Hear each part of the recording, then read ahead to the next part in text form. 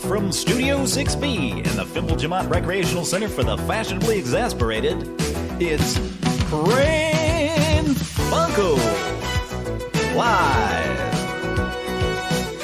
And now, join us for lots of prank phone calls.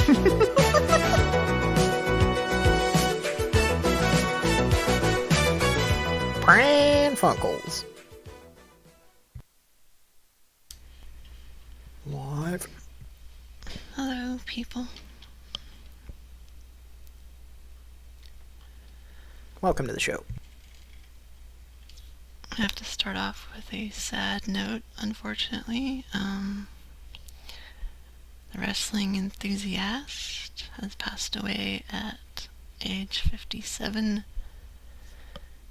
I had mentioned that he had a heart condition, so he was in and out of the hospital, but he didn't make it, so sorry to start out with yet another death in this year, but it is what it is.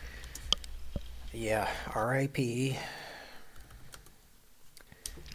He was, if you're a regular listener, you'll know who that is. It's just, I kept wanting to have one time where my roommate would bring in the speakerphone and we could, like, hear him, but if you listen to old episodes, you hear him talking in the background, but... Yeah, it seems like there was one or two, at least one, that I was on where you could hear him, like, just faintly on the phone in the background. Yeah.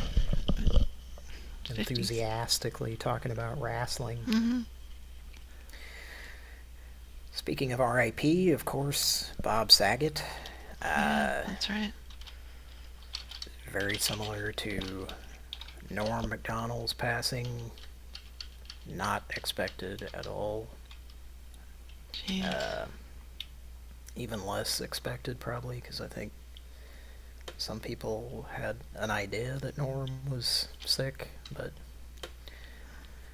Bob wasn't. We got laughs from coast to coast. Arnie Anderson, R.I.P. to him as well. Of course, I've been listening to a lot of stuff, a lot of podcasts that he was on lately, and lately listening to podcasts, old episodes, not that old necessarily, but interesting and shitty fact. He was actually working on I don't know how far along it was, but there was going to be a Dirty Work Part 2, and then Norm died, and then, of course, Bob Saget died, and as Mike said, and a lot of people have said this, but who the fuck would have thought Artie Lang would be out of those three, Artie Lang would be the one that outlived them. Yeah, pretty crazy. Bizarre. But I'm sure that would have been a funny movie, just like the first one was, so that sucks. And also, Bob was working on a documentary about Martin Mull, which I would like to see. I looked it up, and it says it's on IMDb. It says post-production, so I hope that they finish and or release it, because obviously or maybe it's not obvious, but if you know who Martin Mull is, you should correctly assume that I'm a fan of his as well.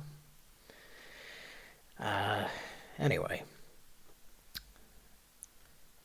that's about it. R.I.P. Bob Saget. Now, I don't know why, but I was thinking that he was on Crank Anchors. Like, I could have sworn that he did a prank call on there at least once. But maybe I imagined that because I tried to look it up and just found nothing. But I did find this clip, which is very short. I don't know Uh, this is some Dick and Dong sounding guy that I guess had, I don't know if this is some, haven't researched this much, but I did listen to this, and this is some guy that had his Bob Saget's number, apparently, because this does actually sound like him. So this guy prank called Bob Saget, and this is just this is not funny at all. I'll say that up front. In my opinion, this is a good example of a really crappily done prank call, and it sounds like severely edited, like they went through and removed silences and like anything that they possibly could remove out of it. Okay. Which will be very obvious, which is something we don't do on Pran Funkels, by the way. Nope. The only exception is on an order line if they put us on hold for like a long time. Like I will edit that out. And I don't know if you've done that, Kira, but Oh yeah.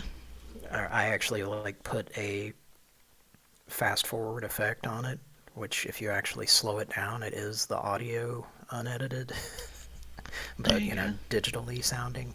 All the evidence is there. So even when I do edit out that, I still like leave in the stuff, but it's just way sped up. But anyway, this is some guy who prank called Bob Saget, and it's not funny, like I said, but it is an example of how, and that's one thing that everybody says, and you could kind of tell, is he was a good guy. So anyway, here's this hilarious Dick and Dong-esque prank call to Bob Saget that's on YouTube. Should probably unmute my Zoom before I start playing this.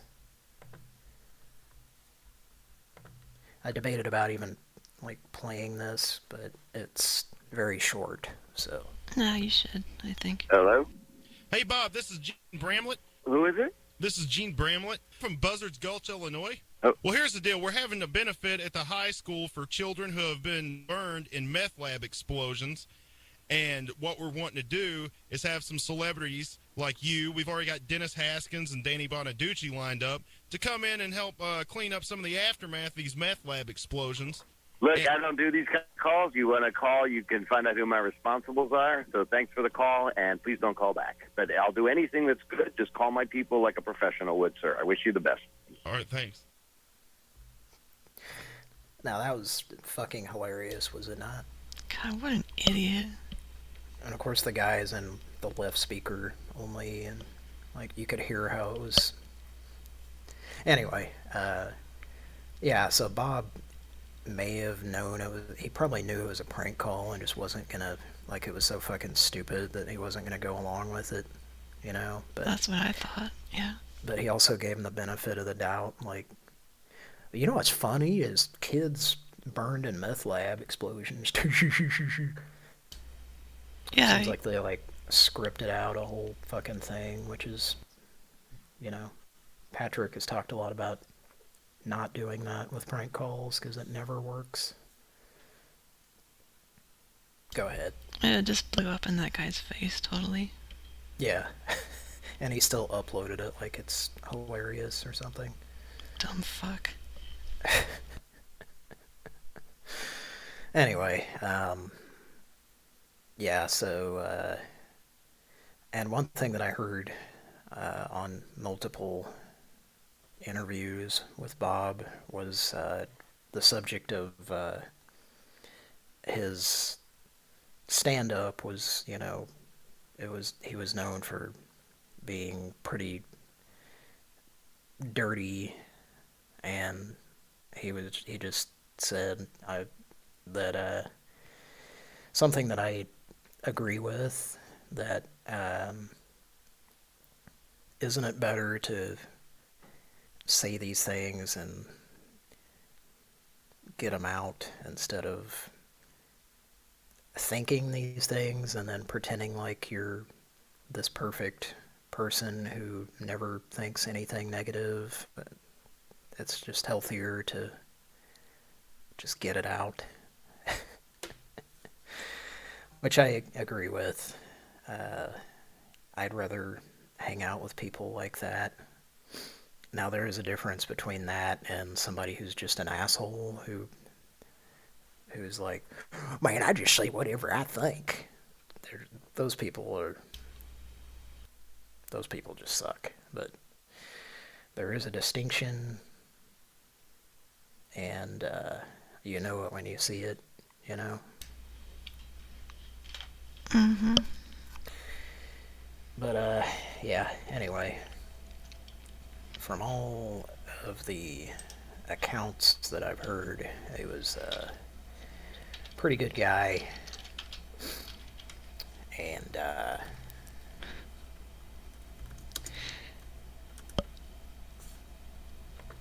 you laughing?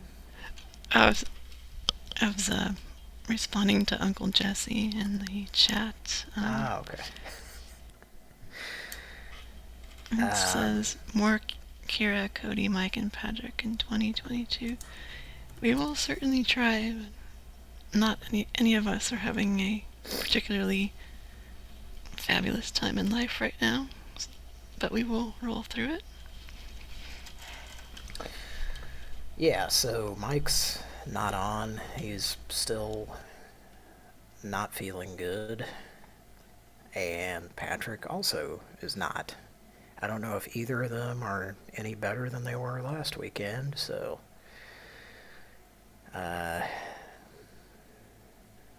let's think positive thoughts. Hope they get better.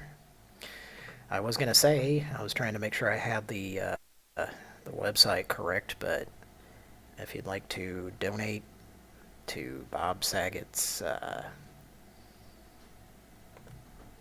foundation for scleroderma, which he did a lot of benefits for when he was alive, but and he's going to do more not alive. Anyway, it's srfcure.org. So that's all I have to say about that. Ladies and gentlemen, this is your captain speaking. This is Pran Funkels, Flight 743, ready for takeoff. Yeah, we're taking off. And, you know, he wasn't like... It's kind of crazy, because it's like... I was always a fan of his, and I always loved, you know, like, any podcast that he went on. Like, I knew I was going to enjoy it. Very similar. The whole thing's very similar to Norm. And at the same time, like, I never went out of my way to try to see either of them live doing stand-up. And of course now, like, I wish I would have. But, you know, you're not expecting these people to die in their 60s or late 50s, or I forget how old Norm was, but something I always liked about Bob Saget was he had a kind of a similar thing to him as Robin Williams. Like, he was just always, like, he always had something to say or some comment about everything on whatever podcast I would hear him on, and I kind of appreciated it. You know, it's how I'd like to be more that way. But I'm not. I'm very slow. I'm a very slow speaker. And I think when Norm died, I think I recommended people listen to Bob's podcast, or his, I think it was a podcast, but it's on YouTube. But it's just him talking about Norm. It's a really good listen, so I still recommend that. But it's kind of interesting because, like, I went like, I was kind of just neutral on him. Like, I knew that I mean, obviously how everybody knew him from those shows, with Ernie Anderson and to make you smile. Jodie Sweetin and whatnot, but, and then, like, I saw his stand-up from an HBO special or something that was heavily bleeped because it was on regular TV late at night. And then, like a lot of people, I thought, oh, he's trying to make up for being on Full House by being really gross and telling dirty jokes and whatnot. And then I saw that he directed Dirty Work, and then, you know, that I had a little bit higher opinion of him. And then it wasn't until probably 12 years ago or so when podcasts started blowing up and I started hearing him on those, and then I realized, oh, this guy's actually funny and quick-witted. So I became a way bigger fan in more recent years. But that's about all. I'm done. Yeah, sometimes you are fortunate enough to get a deeper look at somebody, and it's different. I remember I was on a road trip with an ex of mine, and I had already listened to, it was an episode of Greg Fitzsimmons' podcast that he was on, that Bob was on, and I thought it was hilarious. So we were driving, and I said, oh, you gotta listen to this. And then, like, I don't know, 15 or 20 minutes in, she was just like, I can't listen to this. I just can't. He just keeps butting in. It's just annoying. I can't listen. And that should have been a red flag. Yeah. But, yeah, no. No regrets. Hopefully we learn from our mistakes.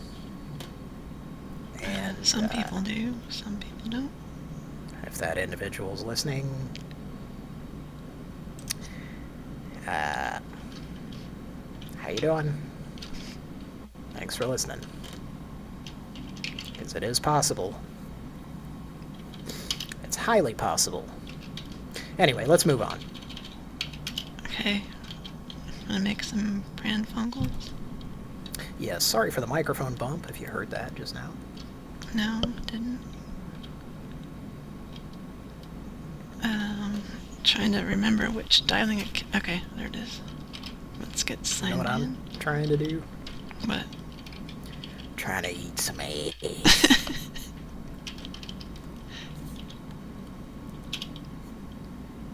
Okay. We have a request from an individual. Now, do we need to tell the Trying audience? to remember which dialing... Okay, there it is.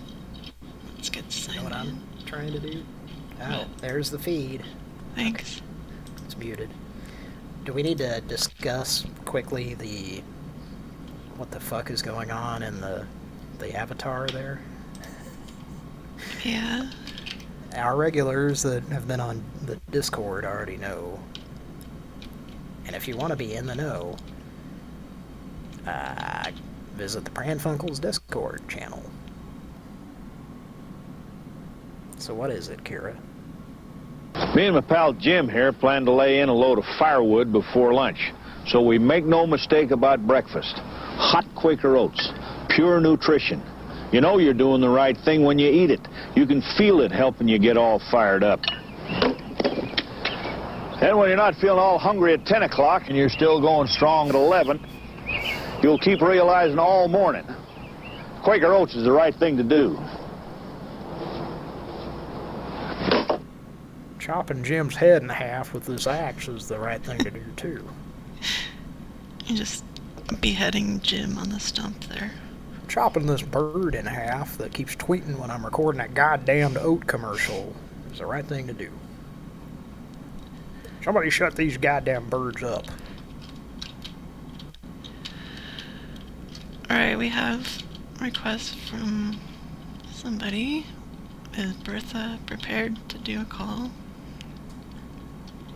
Oh yeah, I should mention, of course, Bob Saget showing up in Half Baked, and BB is talking about, or no, Augie is talking about Dumb and Dumber 2, which he didn't spell correctly. It's spelled Dumb and Dumber T-O. Yeah. Which I didn't even remember that Bob was in that, but I did enjoy it, though. I don't know. I don't think it's possible to watch a movie that has Jim Carrey or Jeff Daniels in it and not enjoy it. Okay, I'm sorry. I didn't see it, but it has a very haggard-looking Kathleen Turner in it. In Dumb and Dumber 2? Yeah. Yeah, that rings a bell. I don't remember if I was drunk or high when I saw it in the theater, and it was when it was the first year of Pran Funkels. I remember that. That's how long ago that came out. Mm-hmm. But I did enjoy it. And I did visit the Stanley Hotel, which is where a lot of Dumb and Dumber Part 1 was filmed. I didn't realize that until I was there, but The Shining was not filmed there. Well, the series was that Steven Weber from Wings was in, apparently, but the film was not filmed there. But that's where Stephen King stayed, if you don't know, and wrote the book Okay. about. So that was kind of interesting to, like, stay there and then realize that, or, they had information about it. Dumb and Dumber was filmed here, and I was like, oh, well, now this was worth doing. What part? The hot tub part? In Dumb and Dumber? Yeah. I think when they're at the lodge, which I think is a lot of the movie. Oh, okay, that in was filmed Colorado? there. Yeah, it's in Estes Park. Okay. Augie is saying that no Jim Carrey or Jeff Daniels in this one. I don't know what he's talking about, but it must be not Dumb and Dumber 1 or 2, I guess. I don't know. You want to make a call? Yes, I'm sorry. That's alright. Is Bertha ready for a call? Yeah, what was I made a joke before we went on the air involving Bertha. Yeah, you did. I'm trying to remember what it was. Well, it was, I had to allow... Cookies. So I guess that because of a Windows update or something, my third-party cookies were being blocked from Chrome. And I said Bertha would be extremely pissed about cookies being blocked from her mouth.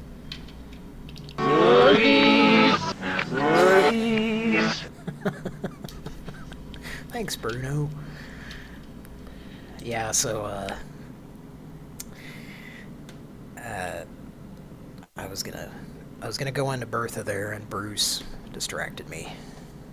I was gonna gum into Bertha. I think Bertha wants to gum into Bruce Willis. He is a little bit too fat for me. We have a request from an individual who wants us to call. I don't like bald men. I'm not sexually attracted to him. What about Hans Gruber? He's okay. Okay. He wants us to call a law firm, and they're... Did you say something about goobers? Did I? I don't know. Something about goobers and snow gabs. I'm gonna get some scoobers and snow gaps when I go see a movie with Roger Ebert. Okay. And Okay. Richard Romer. What movie are you gonna see? Gamming at the movies. But the firm can play hardball too, as its security chief, Wilford Brimley, who usually plays nice guys but is a real villain this time, threatens crews with blackmail. Here's your Abby, one day walking to the mailbox, anticipating the arrival of her red book, or sharper image catalog. What does she find instead? She finds heartache, Mitch. You know what's funny about... I don't think they ever did an Inside the Actors studio of Wilford, but they should have, because he's so talented. He has so many different dialects. He has the one where he sounds like Wilford, and he removes the G from any word ending with ing. And then, oh wait, that's the only dialect that he just does. He just plays himself in every. I guess he was a character actor, so I'm not talking shit. That's, there's a lot of good character actors. All right, we gonna make a call. Did you step away, Kira? Oh shit. Sorry, folks, I blabbed too much.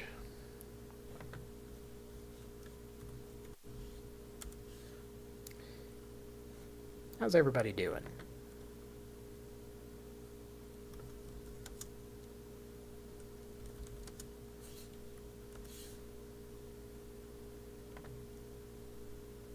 To a theater near you, the man who would be king of the popes. The story of three powerful men. One a king. I want to be pope. Another a pope. I want to be king. The third a pretender who would be both. I want to be king and pope. Starring Peter O'Toole, Richard Burton, and Richard Harris. I want to be pope, pope, pope. I want to be pope.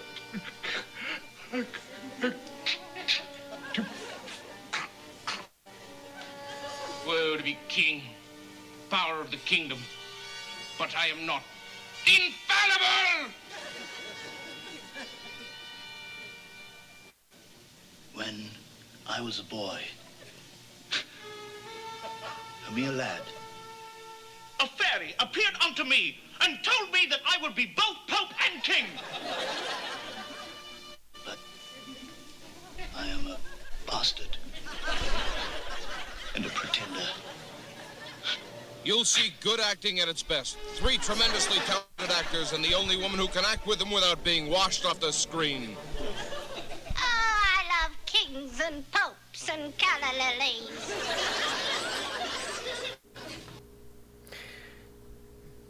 That was a little clip from SCTV that I was watching today. Oh my God. That was, did you recognize the announcer in that? I just put my headphones back on. Well, you see my the gentleman message? who was playing the Pope and also doing the voiceover for that, of course, Mr. Jonathan Candy. Oh. Also, Joe Flaherty as Peter O'Toole, and Dave Thomas as Richard Harris, and Catherine O'Hara as was it Catherine Hepburn? Yes. Okay. That was just part of a sketch. Anyway, I didn't figure we needed to hear the whole thing. Uncle Jesse's in the chat, says he has some Brahms eggnog for me. Is it expired yet? From our farm to our store. Stop shaking me while I'm singing, you whore. Only Brahms does it so much more. Is that how it goes? Only Brahms gives you more. Only Brahms gives you so much more. Ah, I was close. Okay, this is for Stephanie and Bertha.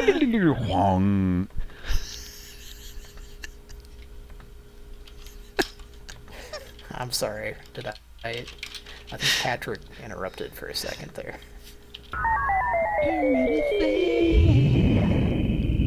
It's not an affair that happened in the past. It's very current and now.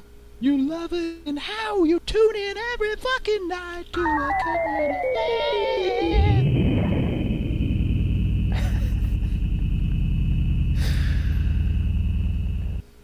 Okay.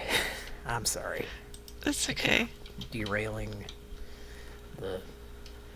on the train track of life. I keep derailing.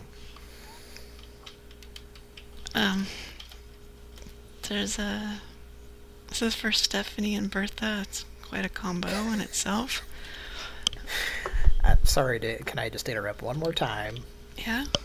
I'm sorry, god damn it. Uncle Jesse in the chat says Brahms still using macro flash media from the 90s on their website. Nice. It's good to have one of the other Full House people in the chat. It's comforting. Okay. I'm sorry, let's do this fucking call. Okay, it's a request for somebody in... It's a law firm that they call themselves the heavy hitters in their in their slogan and commercials. And so the idea is Stephanie calls with Bertha on the line and saying that their slogan promotes violence against overweight people. Okay. Let me start it. And did you just say clits? No. I think you did. No. Producers, can you check the tape? Okay. Let me set up another instance of Google Voice. What's going on? Heart condition. I don't know. I was trying to check the tape, but YouTube was doing something stupid. Where it, like, rewound to near the beginning of the show. I'm sorry. It's okay. Okay, let me... I think you said quit. I did not. Okay, let me start as Stephanie, and then, like, Bertha can come in at some point. I can come in? Where can I come in? 16-ounce clits. It's a heavy clit. Good morning. Thank you for calling Alexander and Associates. How may I help you, please? Yes, good evening. Stephanie Gladstone, PhD. I'm calling with a potential concern regarding your law firm. Okay. Now you're calling as a new client, or you have a question? Oh, no, I'm not a client. I'm representing a client of my own. Now, your company... Go ahead. I'll just let you know I'm the answering service, so I'll be delivering a message. That's fine, darling. Now, is there a particular attorney that you would like to direct this to? Bertha, please calm down. I'm sorry.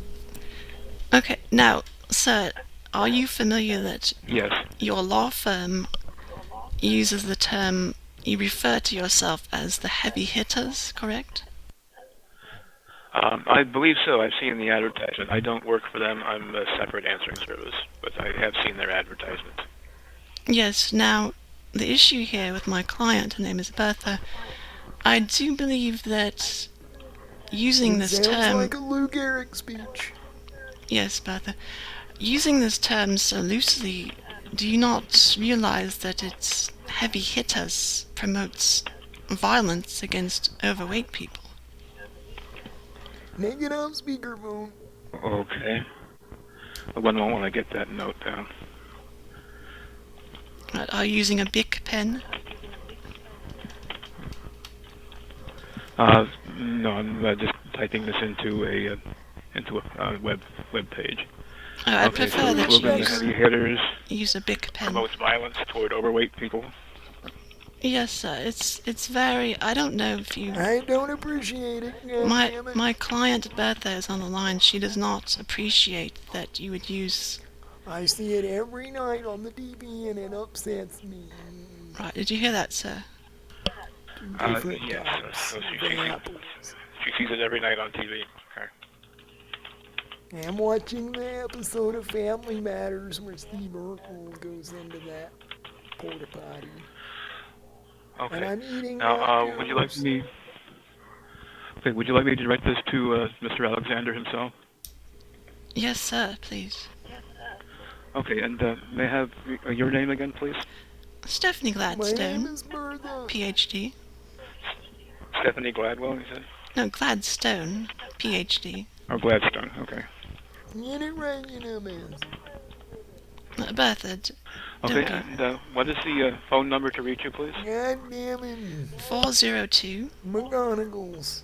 882 2083. Okay, I'm going to repeat that back to make sure that I got that correctly. So 402, what's that, 382? What's the next three? 882.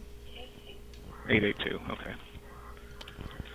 And then the last four, please? 2083. There's not enough gravy 2083. in the KFC bucket. So 402, 882, 2083. Yes, I'm going got a bunch of gravy in my Now, would you phone. please speak with my client? She's not happy about this. I'm not happy. Okay. Hello? Hello. Hi, my name is Robert. I'm just going to let you know I'm going to send a message to Mr. Alexander saying that you have the issue with his slogan, the heavy hitters, as promoting violence to overweight people. And he will respond to Stephanie. I've been hit with a baseball and bat by my grandson, sir, and I do not appreciate it. Okay. I will get this message out to Mr. Alexander, and he will contact Stephanie back by phone during the next office I hours. was trying to gum on my bed and he gave me Sir, in the belly with it. Would you please include that in the notes, what she's telling you right now? I was trying to Okay, gum on my bed. I didn't quite get that. Something about her grandson? My Or son? grandson hit me in the gut with a baseball bat, and it was very emotionally damaging. And when I see these commercials on the television at night, it upsets me. I relive it every time when I was trying to gum and I was laying in bed and my grandson came in and hit me on my belly with a baseball bat, sir. Okay, so And it's about that's the a long violent and short of it. I'm gamming Okay. into your gonago. Okay, I'm going to get this message out to their office, and thank you very much for your call.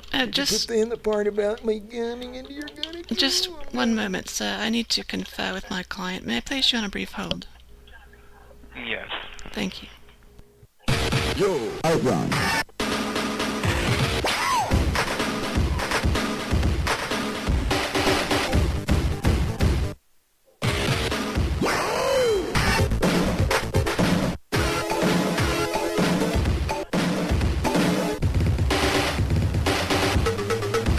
Yo, outrun.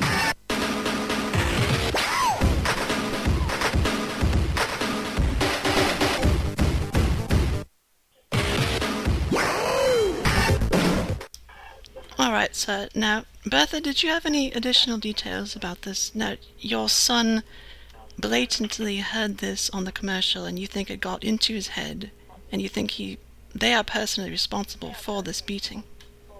I believe so, yes. Alright, we just want you to know how serious it is, sir. I still got a bruise on my stomach. She has been both emotionally and physically damaged. I can see the bruises right now. They're not pretty. It wasn't pretty before the murder. Well, that's beside the point, Bertha. But I was just trying to gum on my bed. I was laying in my bed trying to gum really hard. We don't need that level of detail, Bertha, please. Sir, are you there? I'll be getting this message. I'll be getting this message coming out out to of the my office. gonago. Alright, Okay, and I need to end. I need to end this call. I have other calls coming in. I'll get this out to Mr. Alexander right away. But what is your personal opinion on the heavy hitters? Do you think?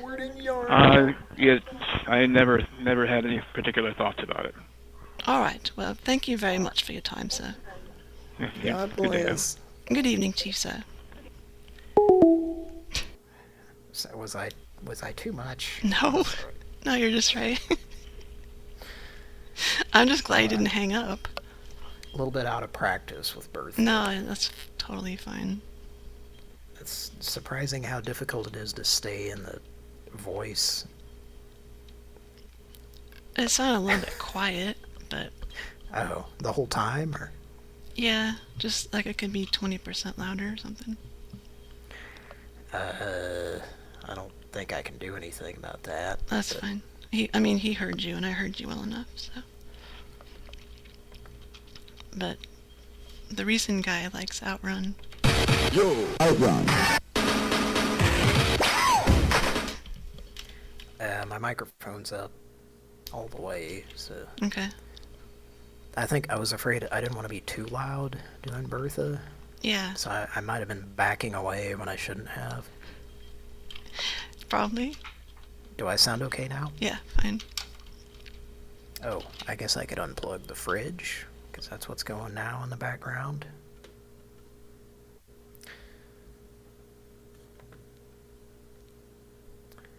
Well, Percival Pringle is in the chat. Peter Lee is in there too.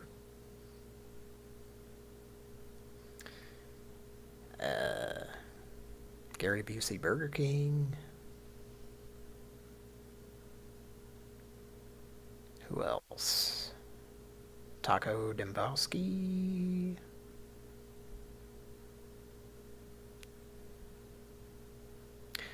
Origami Zeppelin. Welcome. I mentioned Augie. Just scrolling. I think that's everybody. Well, there's a lot of chat. I think somebody mentioned Betty White. I guess we didn't do that on the show. You know, there's been so many old celebrities, some not that old, dying that it's hard to even keep up. I don't know if I think it was somebody less recent than Betty White, but I remember listening back and thinking, oh, I guess we're assholes because we didn't mention that person. But, you know, the whole show can't be about somebody who died. Celebrity-wise, anyway. Let's change the subject. Let's make another Pran Funkel. Can I step away for just a minute? Yeah. Okay, I'll be right back. Okay. A request for Robert Scott, but I'll wait till Cody gets back. Right now, Uncle Jesse wants us to call the man who can get any item you're looking for with Benson. he's blocked a lot of our numbers, so I'm going to use a different one. And the soundboard has red text, which my eyes don't really like it. So let's, oh my god, this board. How many hundreds of quotes are actually on this board? This is crazy. Okay. Well, obviously I need to redo this board so it's not red, but I can use it. It's kind of overwhelming, but I will try. Okay.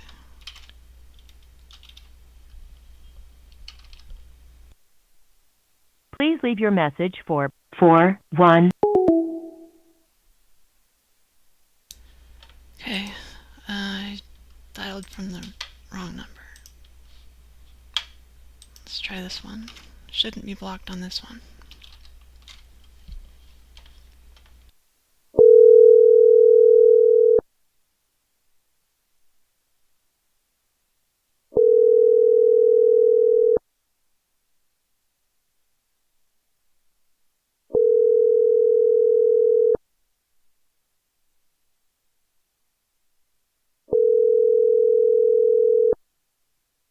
Please leave your message for 41.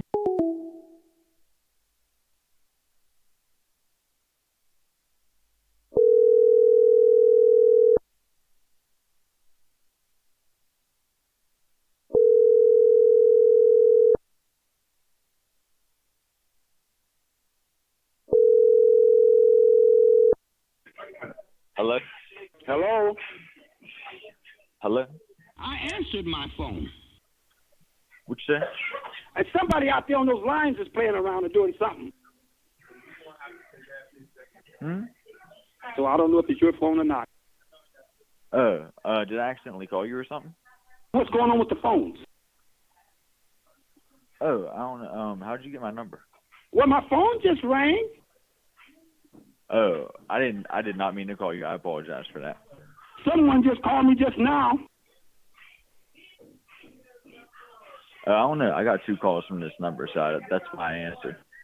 I done called AT&T and talked to them about it already. Yeah, I don't know anything about that. I mean, I can I can put you on like a restricted list. I don't know why my number would be calling you. They told me that this wouldn't be happening, but yet my line is still all messed up for some kind of way.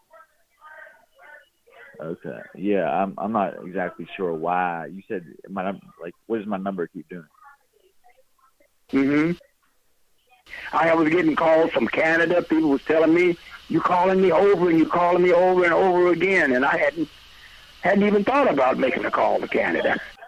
Yeah, I don't know what that's all about. I'll put you on like a restricted list so this number does not call you though. Okay. I don't know why. What? Motherfucker! What you say? Oh man! Oh Jesus!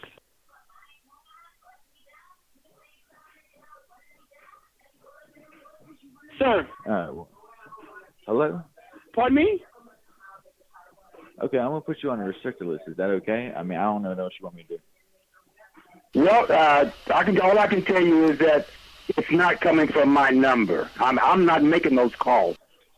All right, I got you. I don't know what the fuck. But kids will be kids, though. You just called me and you used a bunch of vulgar language on the phone. Call him back. Yeah, I guess. He's probably blocked us.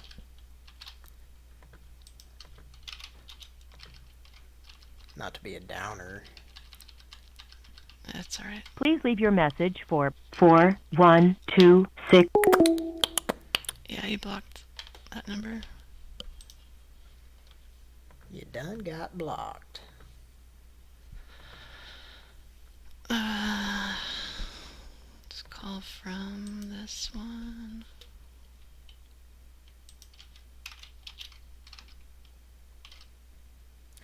I have dialing windows open.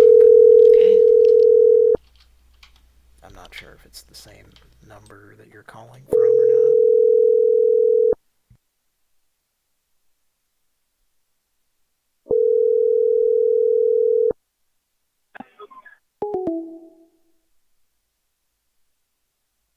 What was that? It's another Pran Funkels Pick a Hang-Up. Pick a Hang-Up. Pick a Hang-Up. Please leave your message for 412. Alright, this guy's too fast for us. He just like immediately blocks numbers, so he's probably blocked almost all our numbers. I don't even know which ones he hasn't blocked, so just forget it.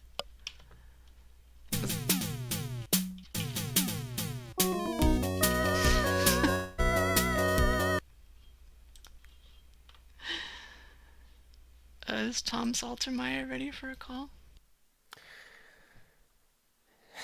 Sure. Okay, this is for Robert Scott. Nice. There is a lawsuit regarding this commercial ripping off a song. Who puts the future in your hand? Who gives you robots to command? Who lets you build fighting creatures wilder than And if you listen to the music, it sounds a lot like this.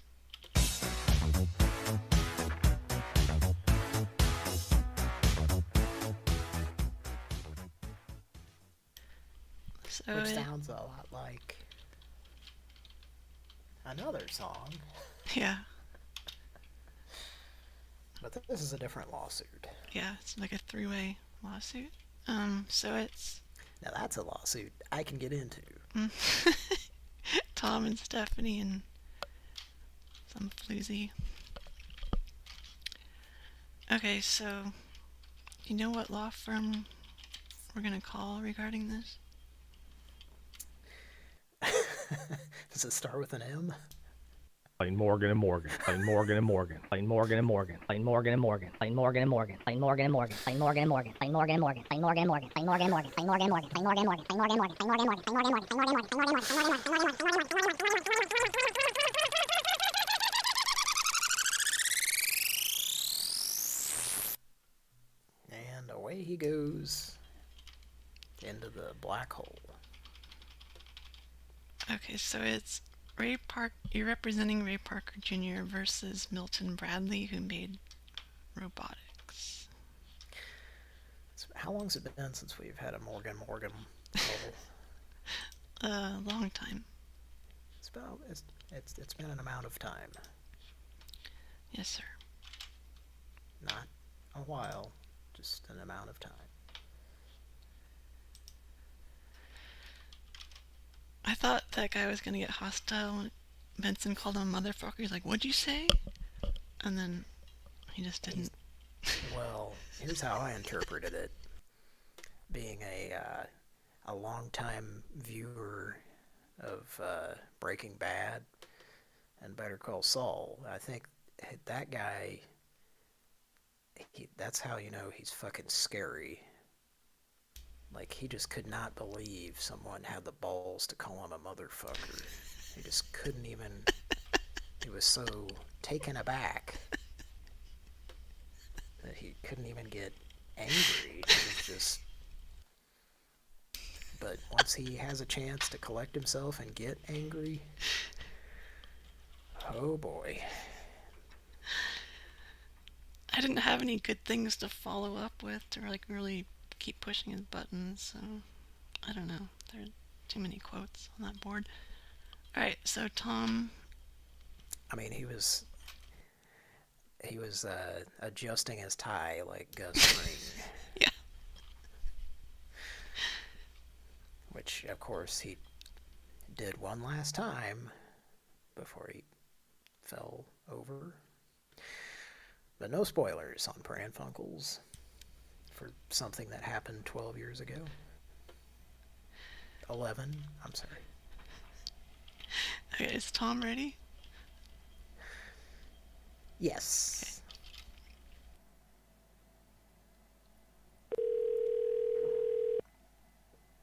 Thank you for calling Morgan & Morgan. This is John Morgan. If you're calling for a free consultation, please press 1. For anything else, please stay on the line.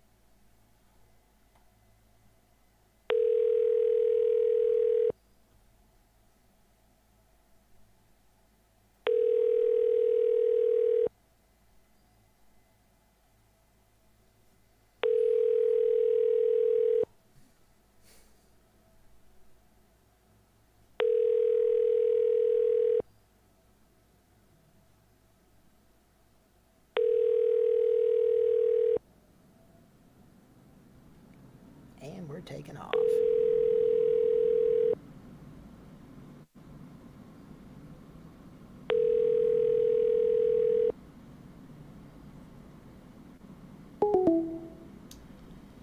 Alright, let's try a different law firm. That's interesting. They can't even get somebody to answer their phone. Yeah, it's weird.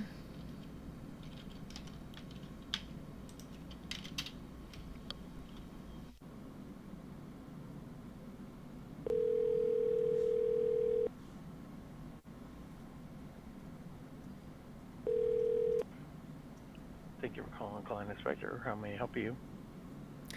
Hi, Tom Saltermeyer, PhD. Are you doing all right? Yes. How can I help you? I'm calling on behalf of, I'm representing Mr. Ray Parker Jr. Versus Milton Bradley. There's a bit of a situation involving a commercial for a product called Robotics. I'm not sure if you've heard this commercial, but give it a listen. Who puts the future in your hand?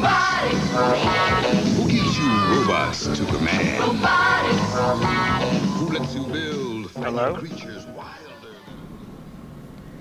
Now, you'll notice, if you'll listen to the following audio clip, it sounds a little bit too similar.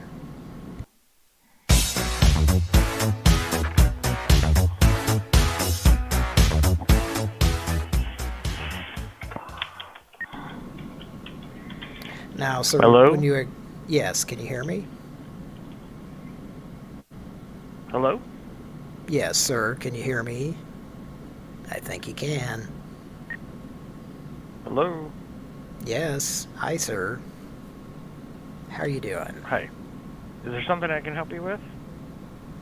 Yes. Now, did you notice a glaring similarity in those two tunes? I'm sorry, if it's not a medical malpractice case, we can't help you. You have a good night.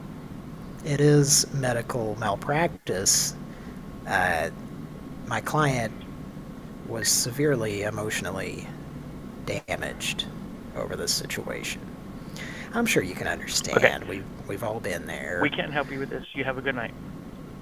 I think you can. Look into your heart and let me know what it said. Okay. You have a good night. I'm going to disconnect. Bye-bye. PhD.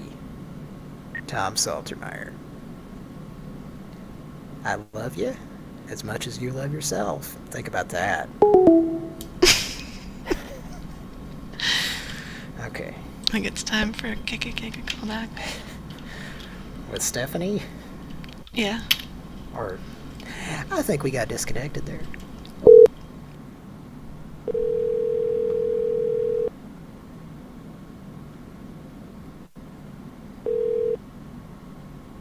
Thank you for calling Client Inspector. How may I help you? Yes, good evening. Stephanie Gladstone, PhD. Were you just speaking with my associate, Thomas?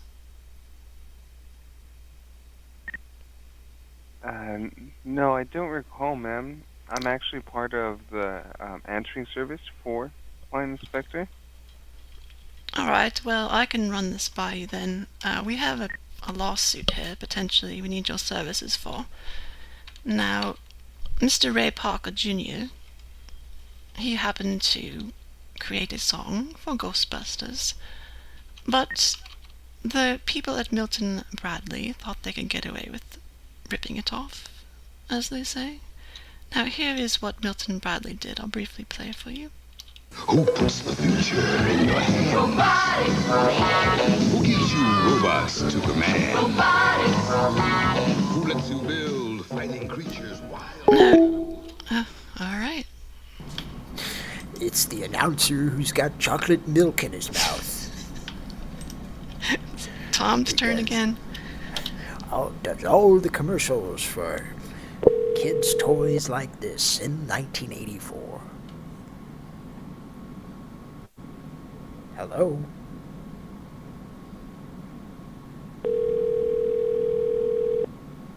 Well, now that was odd.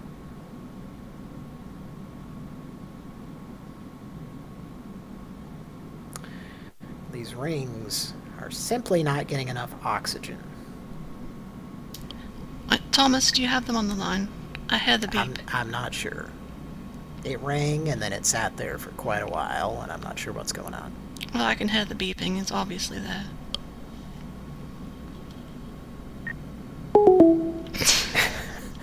Call back. Now I wonder, is that like because the line's being recorded, or does he have a walkie-talkie that literally just beeps every 4 seconds like that or whatever, and he just like listens to that for 8 hours a day? I don't know. We're gonna call back. Like the people with the smoke detectors that... Yeah. Their mind reprogrammed itself to not hear it.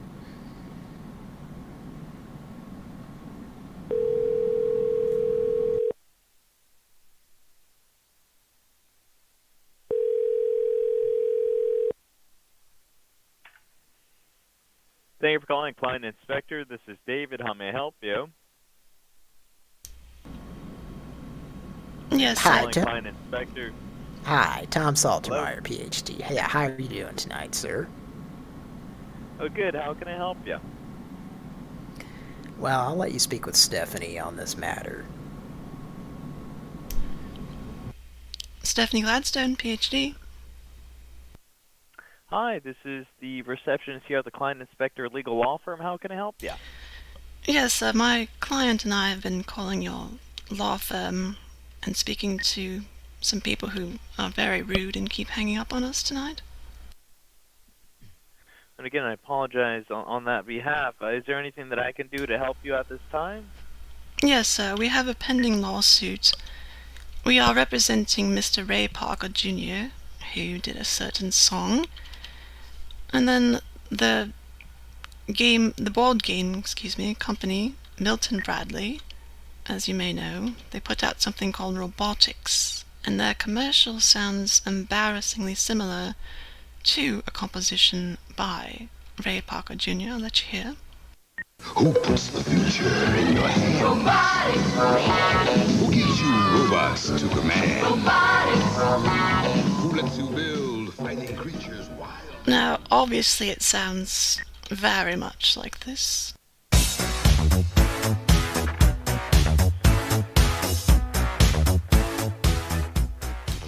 Now, sir, don't you hear the glaring similarities there? Gotcha. I can see how there would be some similarities. So, ma'am, for these type of issues, we would have to just have you speak with the main office, since right now this is the after hours for the law firm. So I'm just a little confused. So that claim itself, what does our firm have to do with that claim? We were recommended your firm to take care of this. I know it's not something you normally do, but we were referred to you. Okay, let me go ahead and just see what case. Okay, so I'm being advised that the firm right now is only handling medical malpractice cases, and again, by no means am I saying that it's not a possible case. It's just our firm isn't taking those kind of cases at this time. Oh, well, they know us well. We're S&G associates. They already know us. They'll take it, darling. Gotcha. Well, I can at least give you the number for the main office to see if you can reach out to them during the standard business hours. So let me know when you're ready so I can just give you the main office number. Well, I'd like to speak to someone now, please. They're not available at this time. Well, surely you have someone's phone number you can just fetch. Unfortunately, I don't, and they're specifying only to give the office number for you to reach out during the standard business hours. So if you'd like, I could definitely give you that number so you can definitely speak with the office directly when they're open. Well, they gave us a code to give to you. Are you ready? There's no real protocol on my side for receiving any type of code for any referral service or any type of referral. Ma'am, at this time, the only thing we can do is just give you the number for the main office so you can reach out during their standard hours. No, I know that you're trying to cover for them. You don't want anything shady happening, but it's Bluebird. By no means am I trying to cover for anyone. I'm just letting you know at this point, where I let you know that the firm only handles medical malpractice cases. But if you'd like to present the case, since you said that you've worked with them in the past, they're just letting me know to give you this number to reach out during the standard business hours. Did you want that number? No, darling, listen. It's Bluebird Marmalade Blue 427A9. Okay, I don't have anything to do with that code. At this time, I'm just going to give you the number. Hopefully you can get it down. The number is going to be 215-772-1000. Well, that's what Mr. Ragsdale would like you to believe, At this sir. point, go ahead and reach out during standard business hours. That is the number for the main office. Thank you for your time. I like that reach out and touch face song. That's that Depeche Mode. That's the one song I ever heard by them. Personal Jesus. Yeah, yes, that reach out and touch face.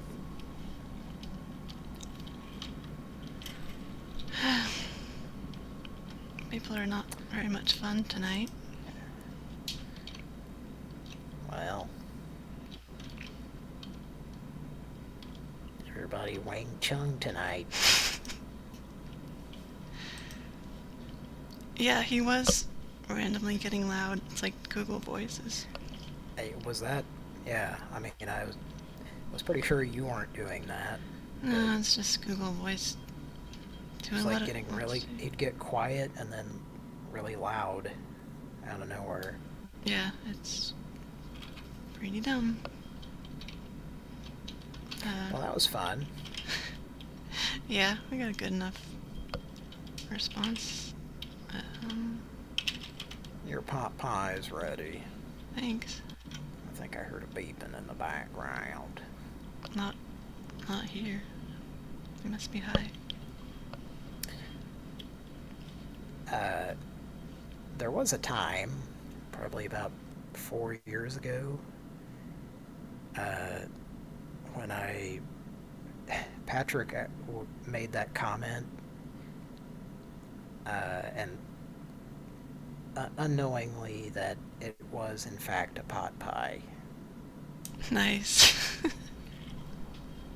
In fact, I used to have like a routine for a while where I would eat a pot pie after the show every time.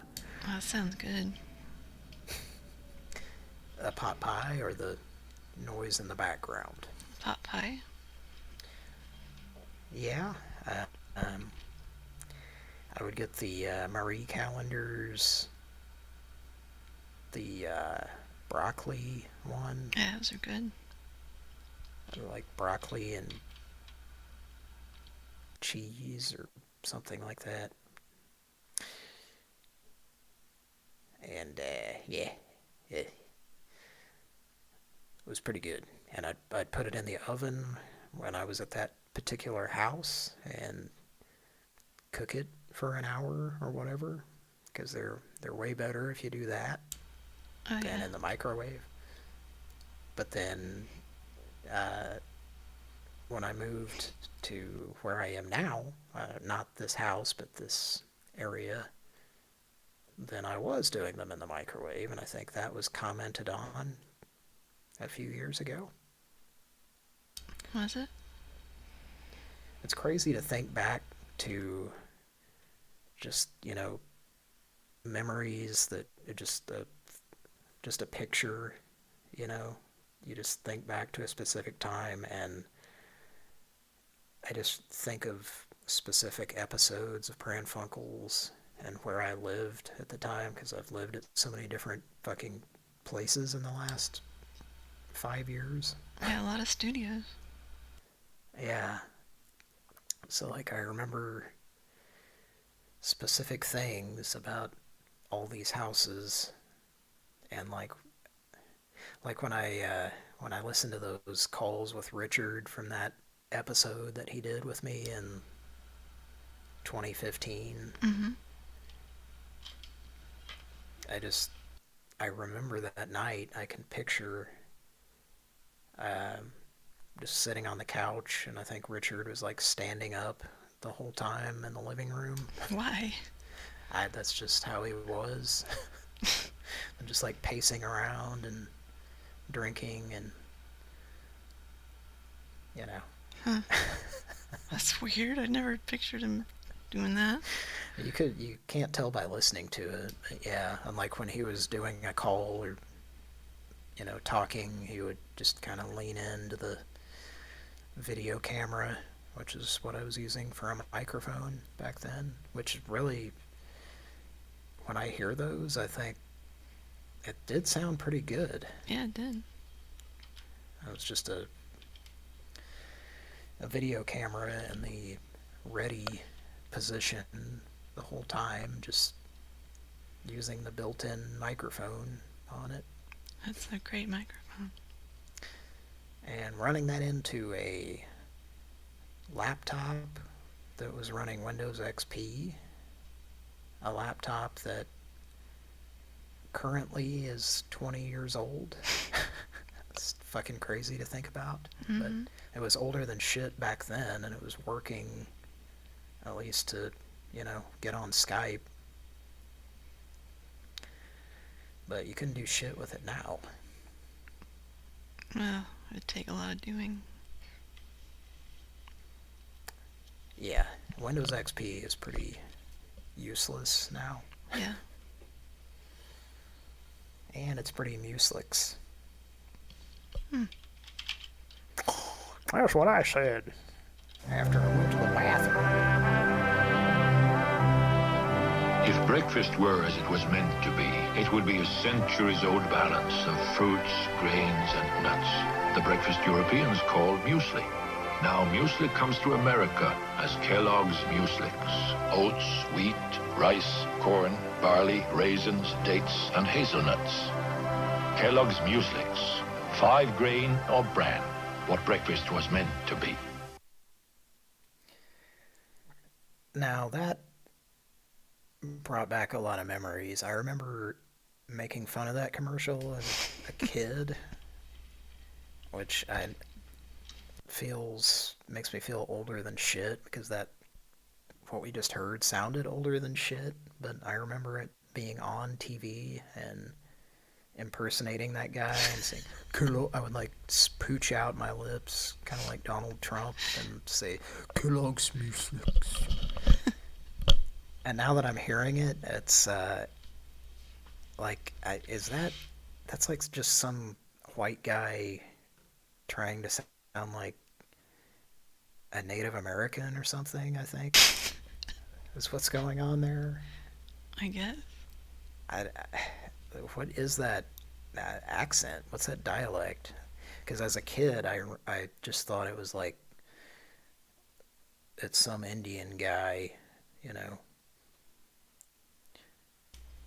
But hearing it now, it sounds like a fake accent that the guy's doing. Talking about it being European. Yeah, that makes it even weirder.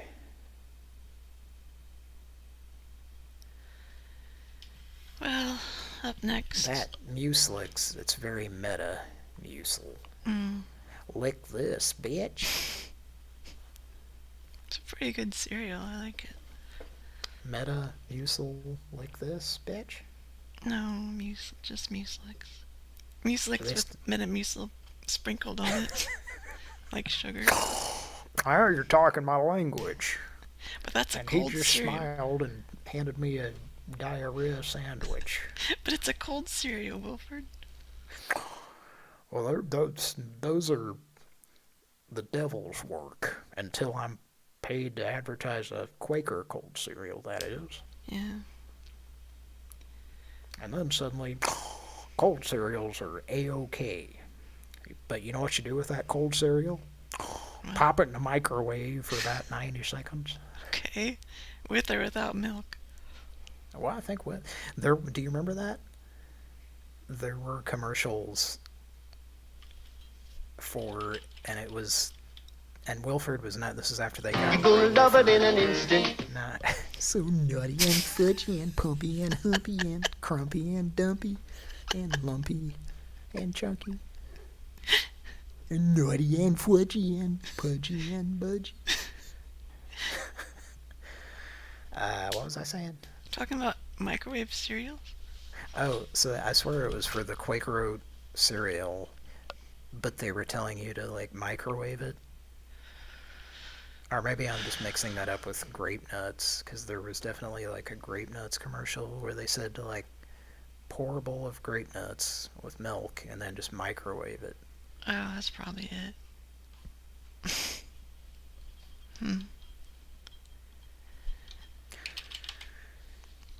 Well, now it's time for... Driving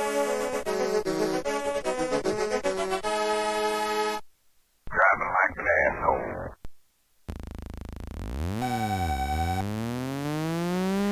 That's why you got driving like an asshole. Grand Buckles. We got a doozy of a call. Tell us more about that, Kira. Oh, you're the one who has the first-hand... It's like Clark, rock, roll, and drive like an asshole. Don Henley. Who did... I can't drive 55... Not Don Henley. Mr. Samuel Darnoldington Hagar. Okay, thanks. Is that his middle name? I think that's his middle name. Probably. Somebody who got right up on the bumper of somebody you know or something in this? Oh yes, this is a now we might have called this company before because I think this is possibly a repeat driving like an asshole. I haven't investigated the Pran Funkels record books to confirm this, so it's just a theory at this point, I guess, but I know I've seen a work vehicle with this company on it, and they were probably driving like an asshole because I committed it to memory. So we had a recent one that involved flashing their headlights and like whipping around an individual, almost causing them to run off the highway to their death because this individual had to get to work as quickly as possible, apparently, to work on hardwood floors. Well, and they're very deserving of a prank call. And it's an observation I've made also. There have been multiple driving like asshole numbers that have been hardwood floor installer work vehicles. It seems like there's been like 3 of them now, different companies. So apparently, people who do that have some mental issues. Yes, we're doing a scientific study here on Pran Funkels on hardwood Just an floor. observation. Yeah. What do you want to do for this one? Or what do you want me to do? Whatever. They're probably not going to answer. Well, what give him a bunch of tries. I could just leave him a Wimberley message or something. I don't know. Well, if I was they gonna do say answer... Phyllis, but... What's that? I was thinking Phyllis could scold them. Okay. Say that they saw the guy in the guy driving the truck, that he purposely ran over a squirrel or something. All right. Which is something that people do. God. Okay, here we go. And I'm not saying you should get into a wreck avoiding it, but when you try to do it, it says something about you. I agree.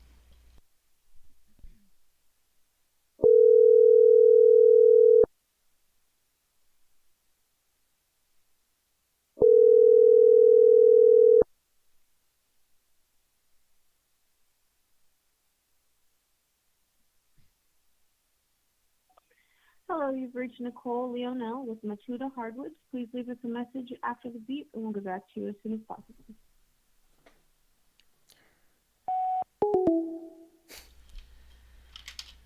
Speaking of Breaking Bad, Leonel.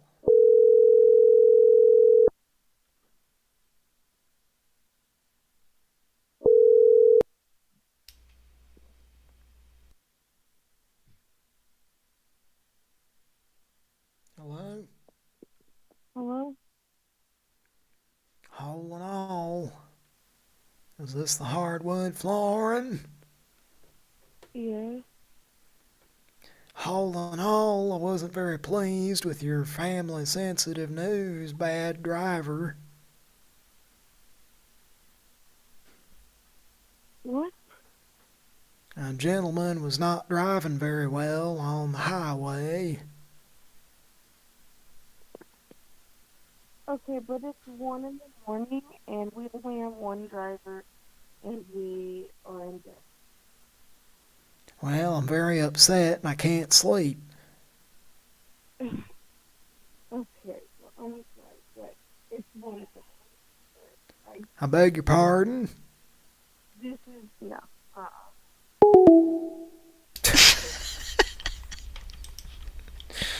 Okay, well they're gonna get some more calls, I think. I don't know.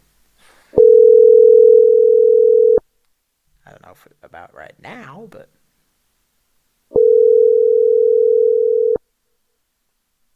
what the hell? Hello, you've reached Nicole.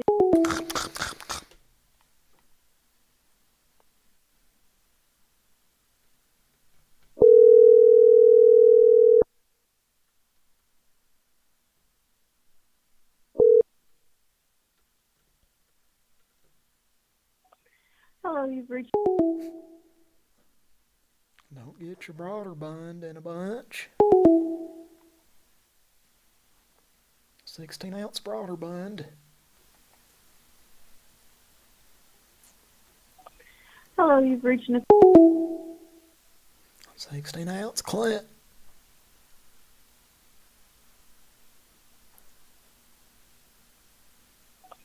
Hello, you... Redacted is in the chat.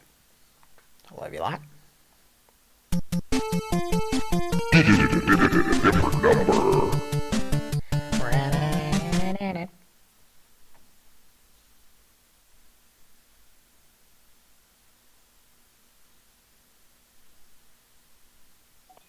Hello, you've reached... She just shut her phone off. You want to leave a message?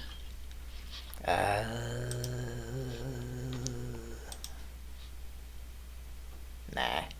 Okay. Unless you think we should. BB says, 16-ounce colostomy bag. A half-gallon of crinkle-cut fries. Why am I measuring this in a liquid form? I'm not sure. Oh, we got really bad weather right now. I hope I don't lose power and or internet. Got like a high wind advisory, and there's supposed to be snow coming. And it's only snowed once in the short time I've lived here, so. Well, it done snowed here. Yeah. Today. Well, last night. And then I drove around today, and the roads were not all okay. But I got around, as a certain group of young gentlemen once sang about. And surf enthusiasts. The Beechington boys. Okay, do you remember last few shows we've been calling somebody who was selling a sawdust bag? Yes. Okay, this person is kind of like not mentally stable, I'm thinking. They've called back a bunch of times. Wait a minute, they're selling a sawdust bag. Now I'm assuming this is a... Is this a... Well, I would have some questions for them. Is it a Porter Cable shop vacuum bag? Is it a DeWalt orbital sander dust collection bag? Is it a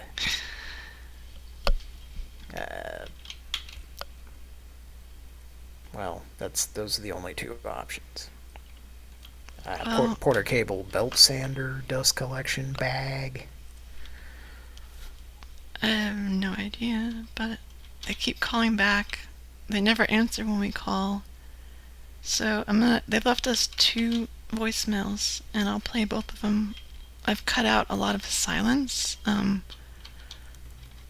first one, I don't know what's going on. I'll just play it.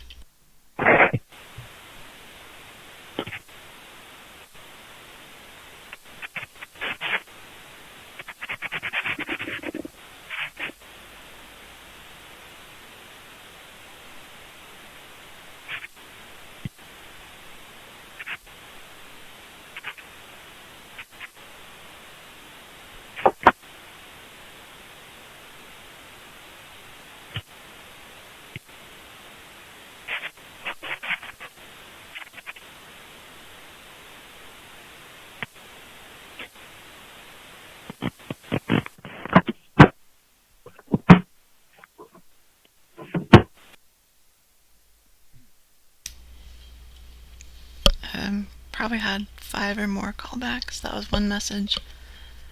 This is the next one from like yesterday.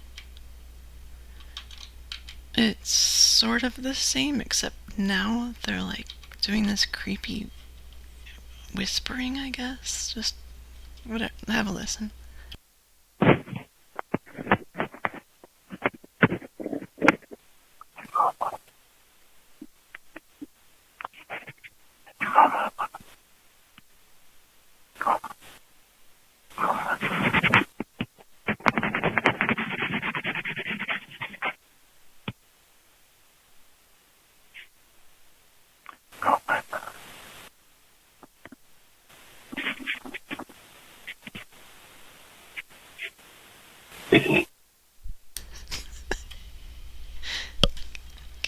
I have no idea. But, we'll call them again.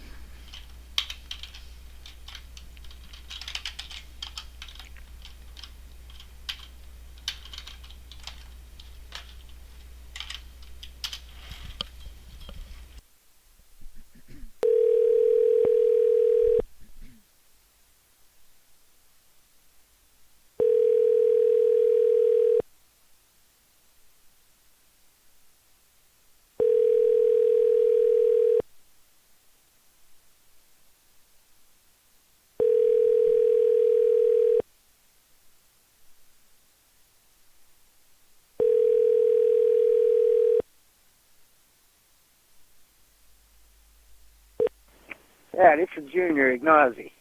Who do you want? At the tone, please. Okay, what's going on? The sawdust person, I'll just play. I have to step away, but I'll play you the second. Oh, can I say...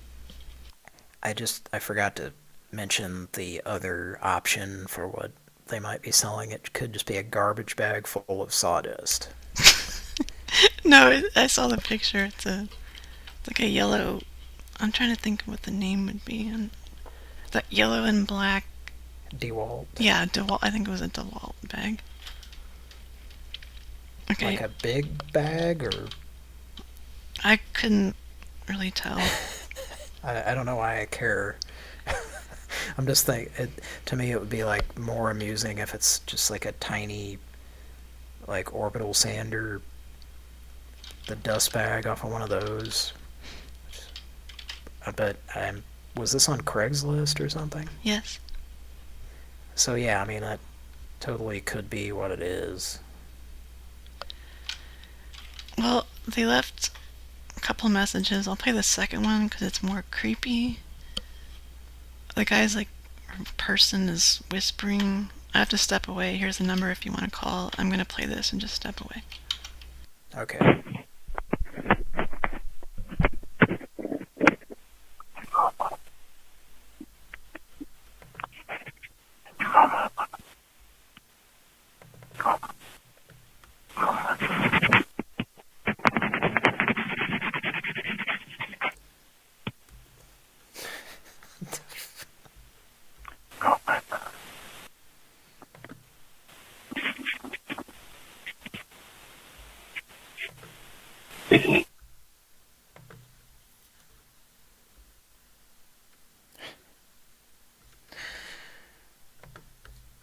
Alright, let's give him a call.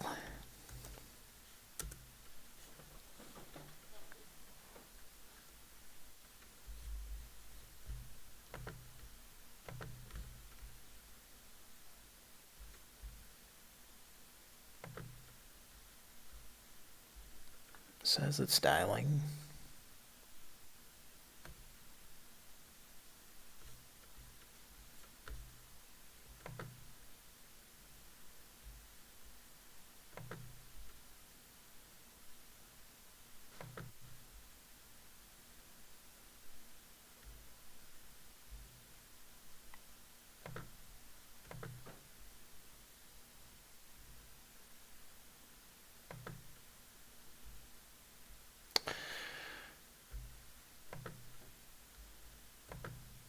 Okay, let's do a test call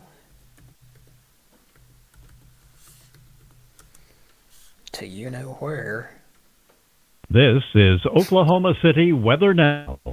The time and temperature weekly word is from 2 Chronicles 7, verses 13 and 14, where God addresses the sins of his people and calls on the people to turn to him. If I shut up the sky so that there... It's that same weekly word for the last year? I don't know. Has it been that long? Seems like it has. Okay, so let's try this guy again. It was said it was dialing, but we just weren't hearing anything. But obviously that worked. Okay.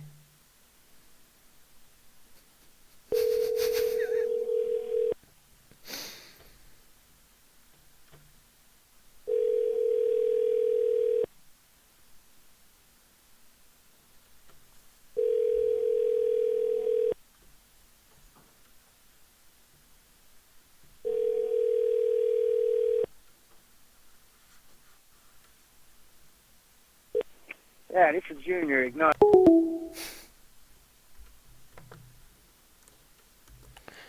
I'm agnostic as well, sir. Let's give you a call back.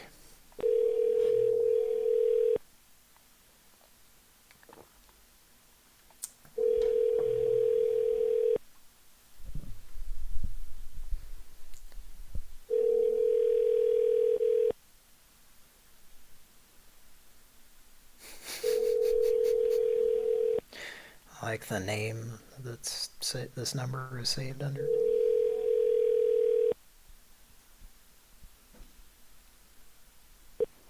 Yeah, this is Junior Ignazi. What do you want? Are you there, Kira?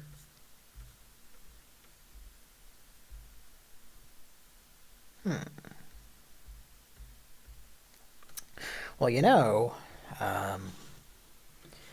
we haven't done something tonight. We should really thank our patrons on Patreon. We definitely appreciate what you do for us. You keep the show going. Because we do have things that we have to pay for.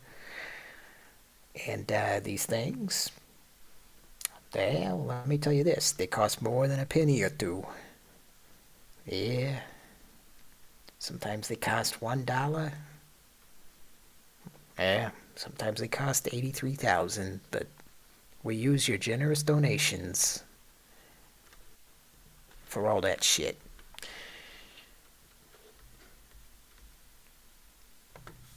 Anyway,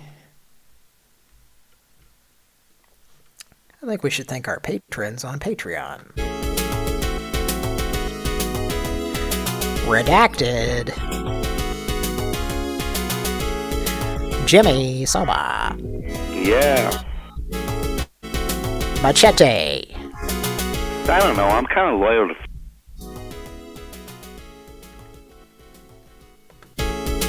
Mr. Donathan Wongathan. May God bless you. Chris Wimberly. I'm good. Jessica. Really? And last but not least, KBB7. KB7. Are you a stuttering motherfucker right now? Why are you stuttering, motherfucker?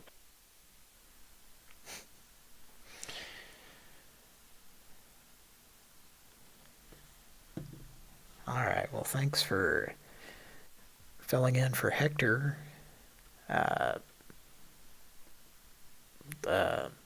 What's that guy's name? Ray. Notary? No. Oh, okay. You're threatening me?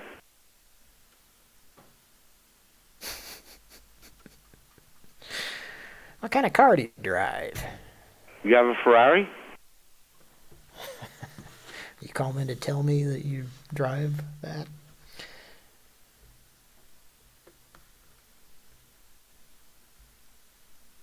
Pran Funkels. People like me don't involve themselves with people that are losers. You know, I hang around with people that have money because I have money. You don't have money. So why would I lower my class? Money, money, money, money, money, money. Sounds like a sample every time he says it. Yeah. That was... It's good to see some of those patrons in the chat right now on Pran Funkels. I'm sorry, what were you saying? Like, dude, that was Mega Man 2, but then it wasn't Mega Man 2. It was like redone, dude. It's 16-bit. 16-ounce bit. That was official Capcom. Yeah. Version of it. Was it Mega Man 7 or something? It's from a game that was never released in America for Sega Genesis. The Wily Wars. No way. They had a Mega Man on Genesis? It was Mega Man Drive. 1. Yeah, it was Mega Man 1 through 3. Oh, okay. And they just, you know, with 16-bit graphics. No, go. And music and stuff, so... Yeah, I first came across that in, like, 1997 or 8. on, just on emulators. Yeah. I was like, oh, holy shit. And I really, I enjoyed it because I'd played all of those Nintendo Mega Man games, and then to realize that a 16-bit redo of those exists, and, well, it really made my day, needless to say. I wish I had like a Japanese, actual Mega Drive, but I never did. I only had Genesis. Well, Genesis does 16-bit graphics. Dude, it's like a monster in my ears. Gordelsons. Yes. It's like it's not you, Cody. It's a demon that's taken over Cody's body. Is it? And what a body it is. Ooh, I just love it. Do you fondle yourself? I'm all that in a bag of chips, baby. Sounds like something Teacher Lady would say. I have possessed the Teacher Lady with Gordelsons. Wait, you possessed both Cody and Teacher Lady? It's a bit of a Three's Company thing. Genesis does 16-bit arcade graphics. I molested 2 boys earlier today, and now I'm talking about 16-bit graphics on this commercial. Why don't you have a seat over there, Mr. Demon? Hey, when do I get my check from Sega of America? The only check you're getting is right up the ass in prison, because you're free to go. Right? Oh, good. That's what I was hoping you'd say. I like when people check my ass. Okay, then you're all set, buddy. Of course, a demon could just break out of jail. No problem. He's kind of a blue demon, and he's coming out of someone's ear in a cinnamon roll kind of pattern. What? And there's a young kid sitting on a miniature park bench with a large hand. And that's about it. Is it good to be a father? Uh-oh. You mean school then? Is it... Now, can I just clear something up? Mm-hmm. In the Pran Funkels, my dick was hard department. Okay. Peter Lilly says, Bertha's Gonagle has enough room for everyone. Now, I've seen this in the chat. I don't know if it's been Peter Lilly every time, but let me just clarify. It's not Gonagle. It's Gonagle. It's a gas station chain. Have you seen Conan O'Brien's production company logo that says Conoco?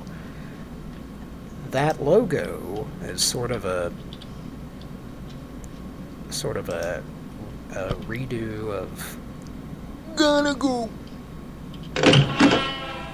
So you think Conoco is just your neighborhood service station? Surprise, we're...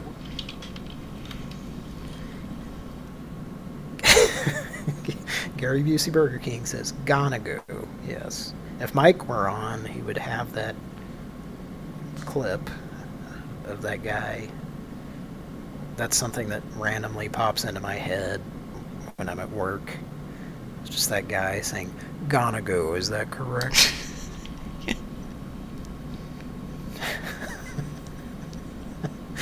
What an unfortunate name, if that was your first name that your parents gave you, Gonna Go.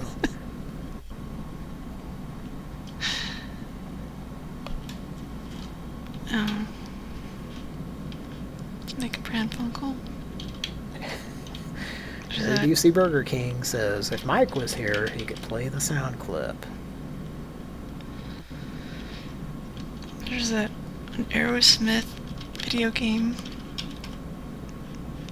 that yes. everybody remembers. You want to know something funny? I was just thinking about the Beyond Easy clip, speaking of Steven Tyler, that we could revisit if you wanted to for the audience. Do you have that?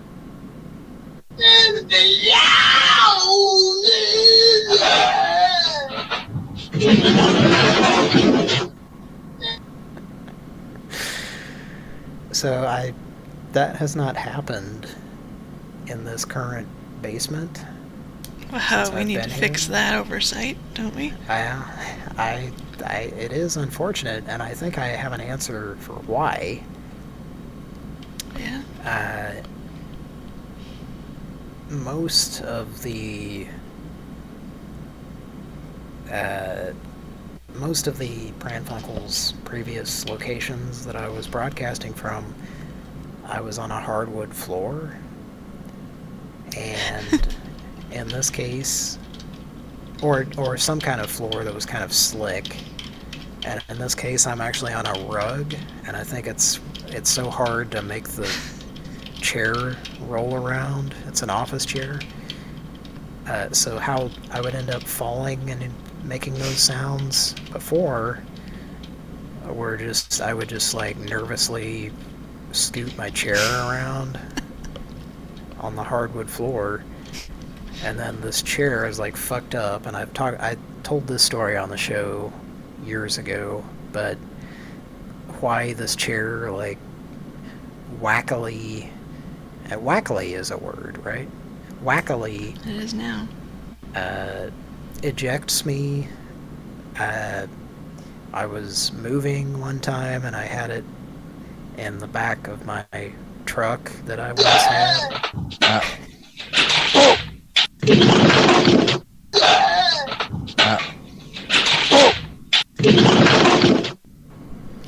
So yeah, I had a truck at the time, and it was in the back of my truck because I was moving, and it like bounced out of the back of the truck, and I just saw it in the rearview mirror, and like the chair part just completely came off of the bottom part with the rollers and the adjustable height thing, the collapsible camping cup.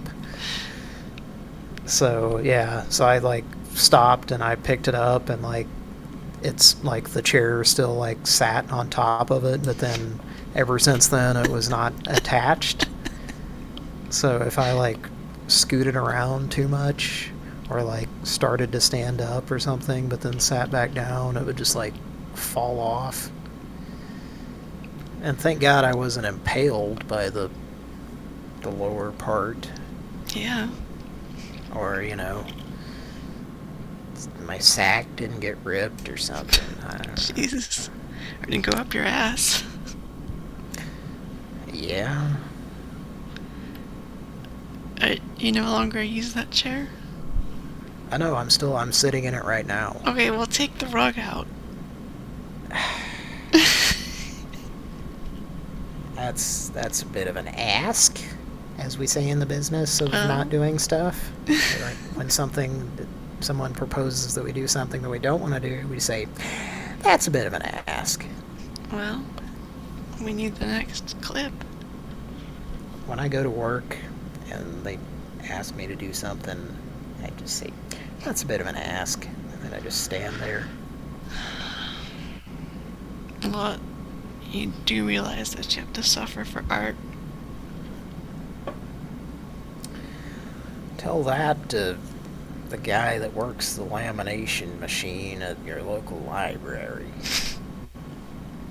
Okay, I'm sorry. I'll do that. Did I say lamination? I meant lamentation. That's what I meant to say. Oh, okay. He's lamenting his lamentation. You know what? I'm lamenting the last 10 minutes of this show. Yeah. Let's make a Pran Funkel. Dick and dong. Let's call this Aerosmith.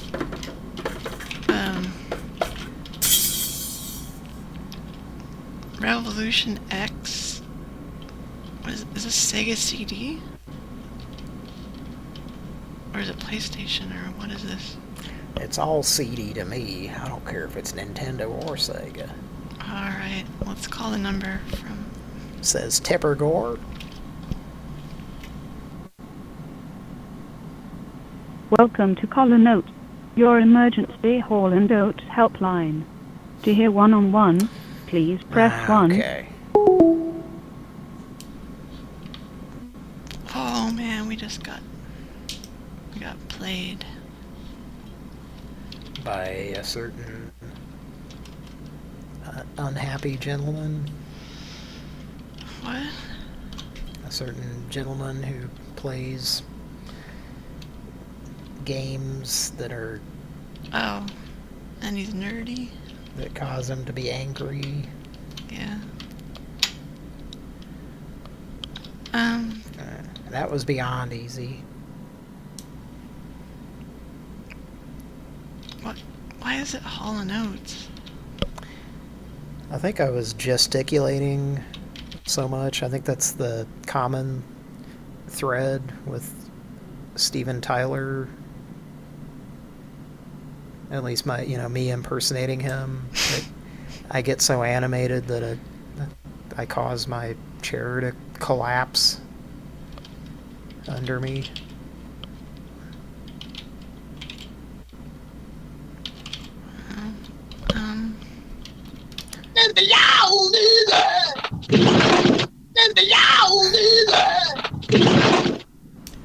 That is a very, like, Three Stooges sound effect, but that was, like, the actual sound.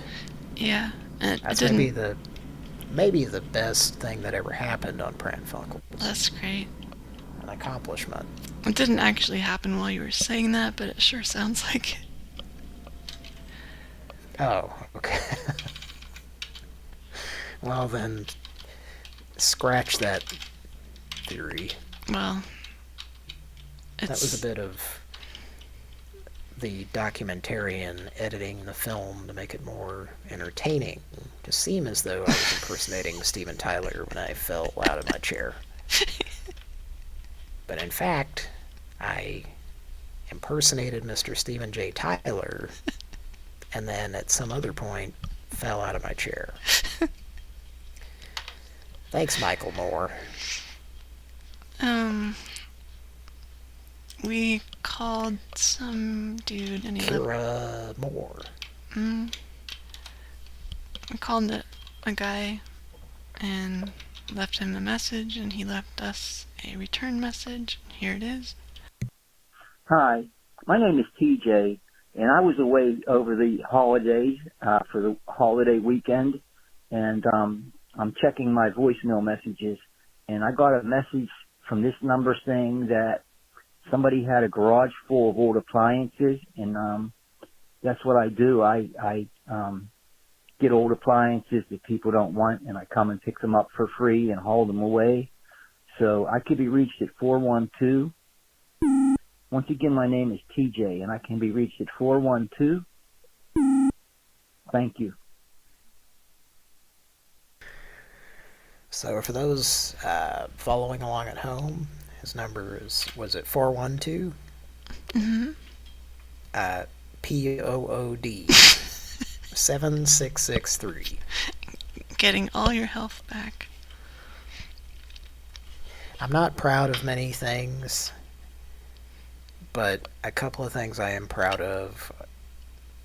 My ability to convert letters to what numbers they would be on a touch-tone keypad, and my ability to identify any number pressed on a touch-tone keypad are two things I'm proud of that I've accomplished in my life. Can you make those noises into a phone so it'll dial? And my kid. If you're listening to this 10 years from now, I love you a lot. No, 10 years from now, she'll be on the team. Well, she'll be in training, that's for sure. Yeah, we'll train her. She'll be a good prankster, I can tell. Well, this is a little behind the scenes. Pran Funkels. Does Jack Arnold want to call TJ about this appliances? Or... Yes, Jack Arnold really wanted to know about the sawdust bags.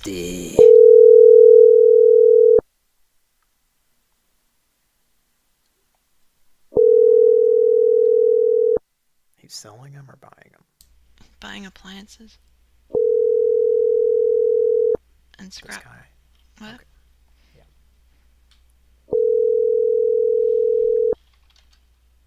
Hi, you reached TJ's Recycling and Hauling. Sorry we missed your call. We are unable to answer the phone at the moment, so please leave a brief message, a name, and a callback number, and we'll return your call as soon as possible. Thank you and have a good day. What? Did you hang up? Yeah, didn't it sound like... To me, it sounded like he was in a very narrow room with a recording thing, and he kept backing up to the end of the room, then coming forward to the front of the room while he was recording that, like in and out. Now, at this point, I've got to ask, are you high? No, just drunk. Oh, okay. But didn't it sound like that? Not that I noticed, but I mean, the whole thing's weird. Let's try again.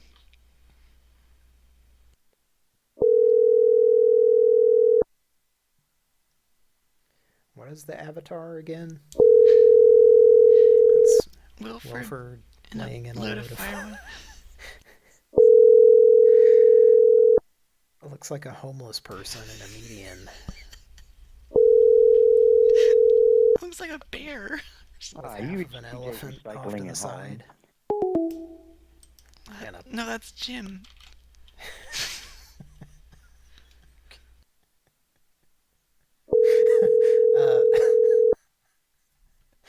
Patrick made an observation. Yeah? About all these images that we're having done for Pran Funkels. Made by artificial intelligence. You reached TJ's Recycling and Hauling. Sorry we missed. Hi, TJ. We got your message a few days ago. This is Sapphire. Oh, the tokel. Hauling out. Can you please be quiet while I'm on the phone? Oh, I'm sorry. I was just gonna heat up this TV dinner. Okay, go ahead. I called about... We're the people who have the garage. Salisbury Estate. Use the convection oven, not the microwave, because you made a mess last time. Well, this one don't got plastic on it. Put a paper towel on it. This one's got Pondman so that you don't gain fat. Okay, thanks. TJ, anyway, It's Oat Westra, too. Okay. Potato chip. Okay. We have a lot of appliances here, and I don't know... We need to talk to you, so call me back. Thanks, bye. I didn't want to listen to it. Or is it I forgot. Is it a GV situation? A what? It's a bit of a GV situation, isn't it? What is that? GV, Google. Oh, GV. Voice. As in Victor. Victor Belmont. You couldn't tell what I was saying because of my horrible British teeth. Okay. And I say that non-ironically. You remember that weird message that somebody got about ground beef, that turning their boyfriend into ground beef? Let's call that person again. Okay. And I wanted to say, her story, I don't know if we need to play it again, but I don't have it, but you can play it. It involved Chipotle and ordering a ground beef sandwich or something, and I didn't say this on the show, but I was thinking this when I listened back. They don't have ground beef at Chipotle. So yeah, let's call this individual.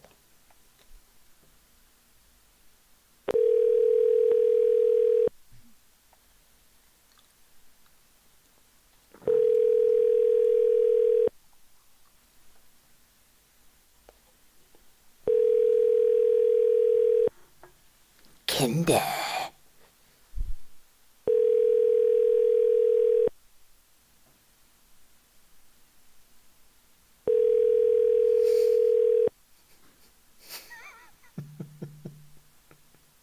Your call has been forwarded to an automated voice messaging system. Will Rosh called. Is not available. Now that sounds like a guy who's probably spoofed, because based on his voice, I don't think he would set up a message such as that.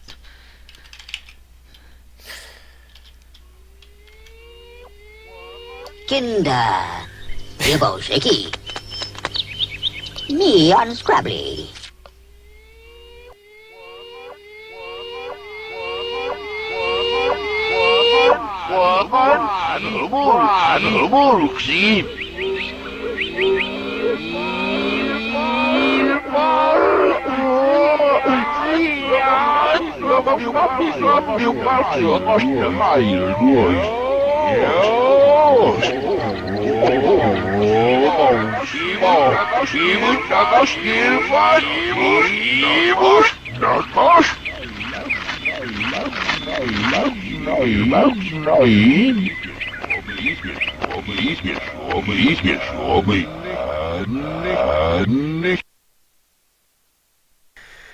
Alright, folks, if you're listening at home, and if you're as high as I am, you just enjoyed the fuck out of that. And I was reading your comments. Here for the comments is, that's true about Chipotle, and it's a bit of an annoyance. Sometimes I just want a bowl of taco spiced ground beef, but they just have shredded meats. Yeah, exactly. I want my meat distributed by a machine that just cuts up chunks of stuff. But I mean, I do enjoy that. I'm not, I'm not making a political statement about that. Go buy you a bucket of KFC, okay, with your change that you got to scrounge up, and enjoy the rest of your evening, my friend.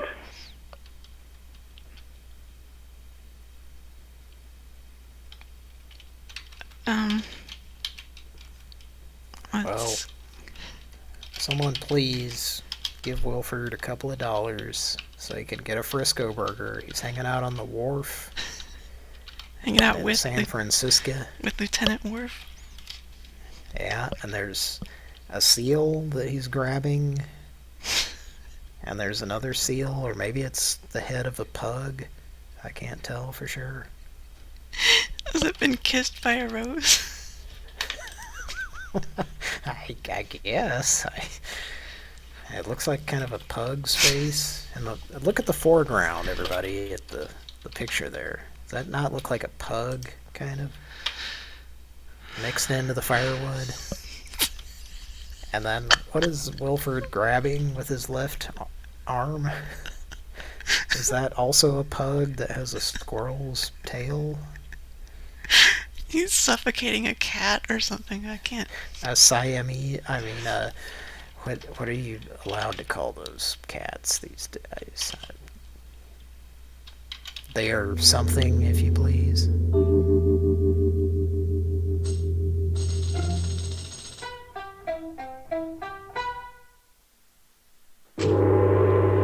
Okay, it is a little offensive.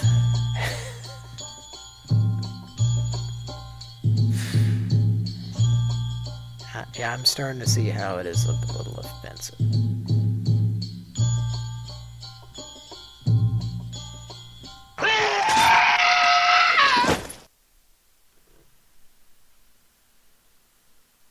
What happened? Cat fell out of the picnic basket? I'll tell you what happened. Something that, given the current state of affairs, that Patrick may sing about here in a moment.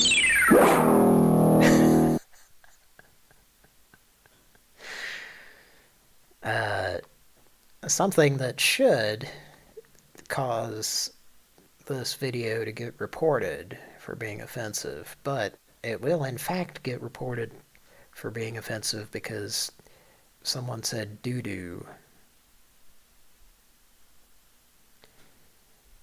And that's the way YouTube works these days, folks. Y'all don't say doo-doo on my radio. Not here in Georgia. God damn it. They play that song, what's that song called? This is so stupid. I can't remember the name of it. What's the chorus? It's like, you want me, I want you, baby. My sugar boo. Levitating? And she's like, I dance my ass off. And on the Georgia radio, it's like, I dance my off. They edit ass on Georgia. Yeah. Uh-oh. I think Kira just got povaged. I did. But next we have, I'm a real estate broker. And this is a 1-800 number? Yep. And there might be someone who has performed in a sitcom that involved a brother of someone who was on That 70s Show. I don't know. I'll take your word for it. I'm just trying to speak in code here. And if Patrick were on the show, he'd know exactly what I'm talking about. I'm not saying that... I'm not comparing you to Patrick. I mean, we all have our strengths. Actually... One of Patrick's strengths is being my brother and having 90% of things in common. Anyway, I'm going to mute. Well, Patrick was exploring a clock tower recently. He was going up the stairs, and while he was ascending the stairs, he just could not jump. And there was a golden bat made of coins, and we actually have Patrick on just briefly. Can you tell us about that experience, please, Patrick?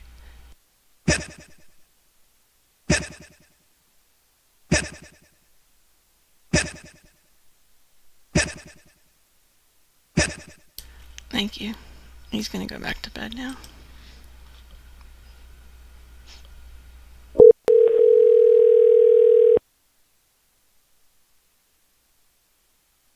Welcome to America's hottest talk line. Guys, hot ladies are waiting to talk to you. Press 1 now. Ladies, to talk to interesting and exciting guys free. Press 2 to connect free now.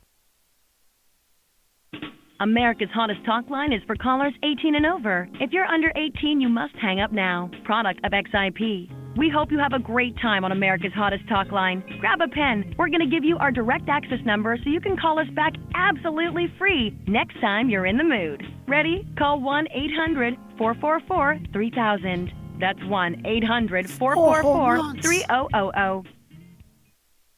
You need to record a greeting to introduce yourself to the other callers. First, let's record the name you want to use. After the tone, record just your first name. My name is Bertha. Now let's record your greeting. If you're ready to record, press 1. To hear tips for recording a good greeting and some record after the tone. Hit any key when you're done. I'm Bertha, and I just really want a gum. And I want you to gum into my gonna go. I want a gum real yarn. Make me gum, please. If you're happy with your greeting, press 1. To hear how it sounds, press 2. Re-record. I'm Bertha, and I just really want a gum. And I want you to gum into my gonna go. I want to gum real yarn. Gross. Make me gum, please. If you're happy with your greeting, press 1. Grandpa, to hear how it's, make me your king. greeting is now being reviewed by the moderator. There are 29 guys on the line. For a safe connection, keep personal information like your last name, phone number, address, or details about your workplace confidential until you've had time to get to know the other person. And never share your credit card info with anyone on the system. We will never ask for your credit card info unless you contact us to make a purchase. By using this service, you agree to our terms of use and privacy policy, which you can view on our website. We assume no responsibility for personal meetings. If you hear a caller you're not interested in, you can block them so you won't hear each other by pressing 7. And if you hear something really inappropriate, pressing 7 again will report them to the moderator. Your greeting has been approved. There are no callers on the line close to you right now. Now you will hear callers you can chat with right now from farther away. To hear your closest callers, press 5 at any time. I'd like to speak with Chadwick. Hey, you've got a really horny guy here. Just sitting back, stroking my cock tonight. Just looking to jack off on the phone for somebody. Love to have someone listen in, so if you like to listen while somebody strokes their cock, you want to hear me come for you, I'd love to connect with you. Send me a live request or message. Just want to hear you moan or talk to me while I jack this cock off. So if you want to do that for me, just rub that pussy, moan a little bit, or talk to me while I stroke this cock. Well, let me know. I'll come for you right now, baby. To connect live with this caller, press 1. Send a message or an icebreaker, press 2. Next greeting, press 3. Return to the beginning of the greeting, press 5. Play the previous greeting, press 6. Block this caller so you won't hear them again, press 7. Hey, what's up, ladies? This is Billy calling from Southside Indy. I'm here to see what I can get myself into. I have no idea where you're calling from. To connect live with this caller, press 1. Carter. Wants to connect with you. To connect live with this caller, press 1. Reply with a message. That caller canceled their connection request. God damn it. Yeah, it's Jay in Cleveland. Hey, what's going on? This is Nick from the Pittsburgh, Pennsylvania area, a little east of the city in Irwin, Westmoreland County. Pennsylvania? I'm 32 years old, single,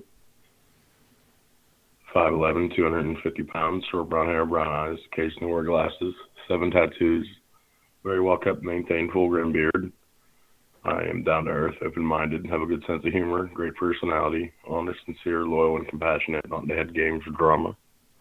I'm a singer-songwriter. Yo, what's good? Attractive black male. Millionaire. Got this big daddy dicks into my stomach. Hit me up. To connect live with this caller, press 1. Send a message. Please record your invitation for this caller to join you in a private conversation. Record after the tone. Hit any key when you're done. And I want to suck your dick, and I want to speak with you and talk about sucking your dick while you come into my go. Here's how it sounds. Press 1 to accept at any time. And I want to suck your dick, and I want to speak with you and talk about sucking your dick while you come into my go. To accept your recording, press 1. Please hold while that caller listens to your connection request. To cancel your request at any time, just press the pound What greeting key. is he?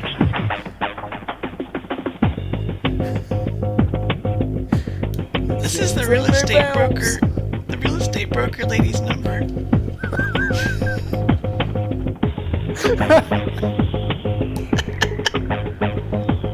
They're listening to your request right now. Please hold a moment for their response. Let's get more didgeridoo on this song.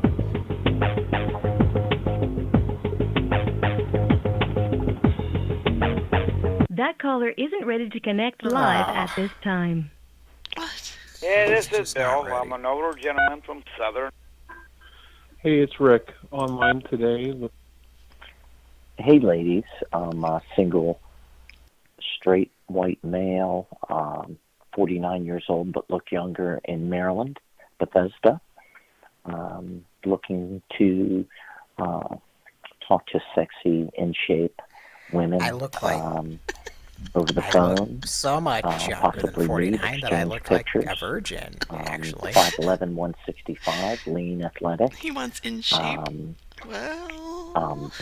Well endowed, 7.5 inch. Please record your invitation for this caller to join you That's in a not a private real conversation. guy. Record after the tone. Hit any key when you're done.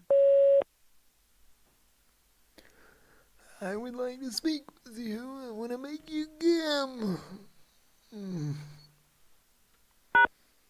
Here's how it sounds. Please hold while that caller listens to your connection request. To cancel your request at any time, just press the pound key. They're listening to your request right now. Please hold a moment for their response. Very wet sounding.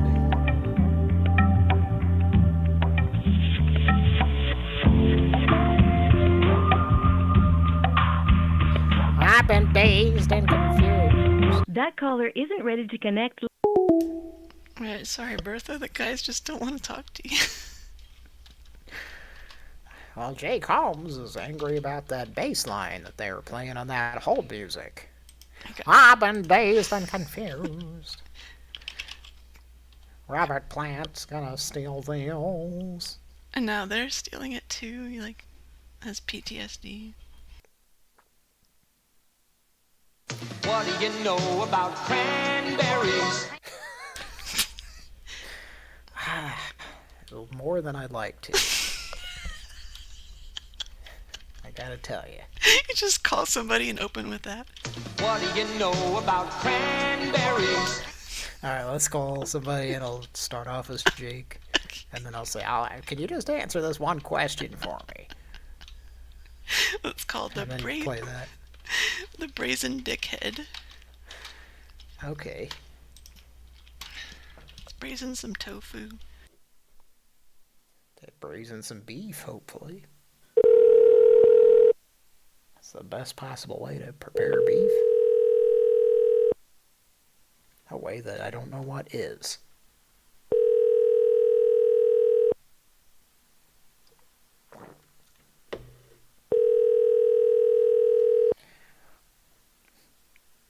What do you know about cranberries? There's some yodeling. This is John with Middell Properties. When you leave your mess or your phone number, I'm going to leave my mess or your phone number. Speak slowly, speak deliberately, so I can understand the phone message. Please text the message to me. He probably doesn't realize how dumb he sounds. You think? Nope. It sounds like a parody of a dumb guy in a movie. Yeah. Speak deliberately into my ear so that I am not confused by the amount of words that you're saying. Yeah. And how they're not loud enough for me to pay attention to. And at the end of all that, I'm just going to say, fuck it, just text me. You know what? I've had an emotional breakthrough during the recording of this greeting, and I've decided I'm only communicating via text. With anyone, anyway, anyhow, anywhere. I don't think he knows anything about cranberries. This is John with Middell Properties. Let's give him a call back. Try to find out. What do you know about cranberries?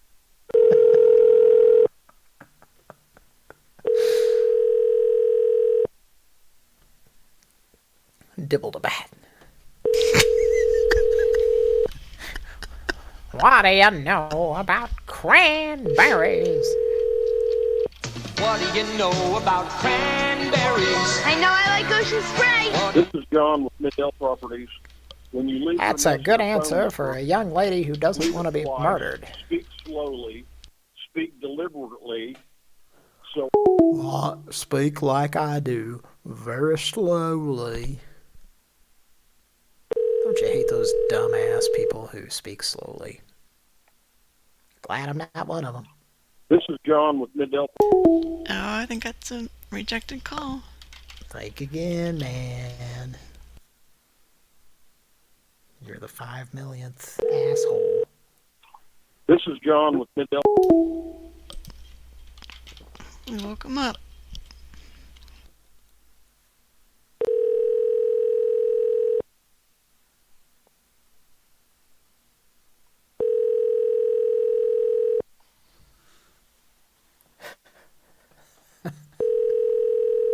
Know about cran apples. Apple juice was never like this.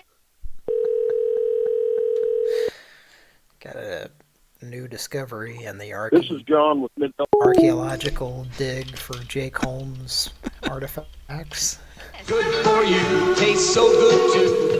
Cran apple. The unique cranberry has essential things your body needs. So does cran apple, the good for you cranberry apple drink. Better tasted, fresh fruit flavor. Hey, what do you know? Cranberry drinks. It's good for you, America, from Ocean Spray. Now, this This probably is John with Middell Properties. When you That's leave probably your message around- or phone number, leave it twice. Are we leaving speak a message? slowly. Yeah. Speak deliberately. with liver lips on your mind. Hello?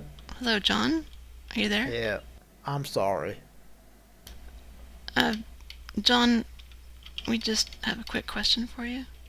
What do you know about cranberries?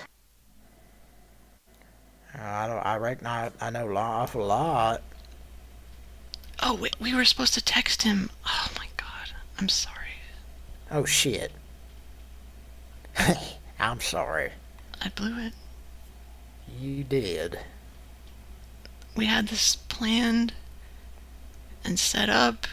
Lynn Thickpen was going to put on she's going to take an ice cream cone from Brahms and put it on her head.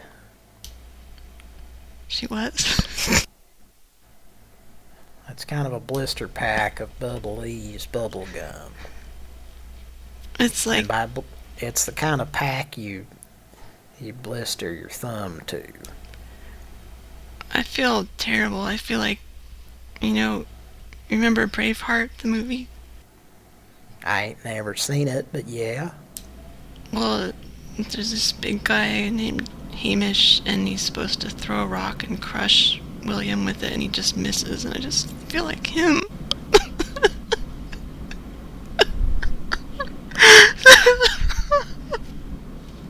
I don't know anything about cranberries.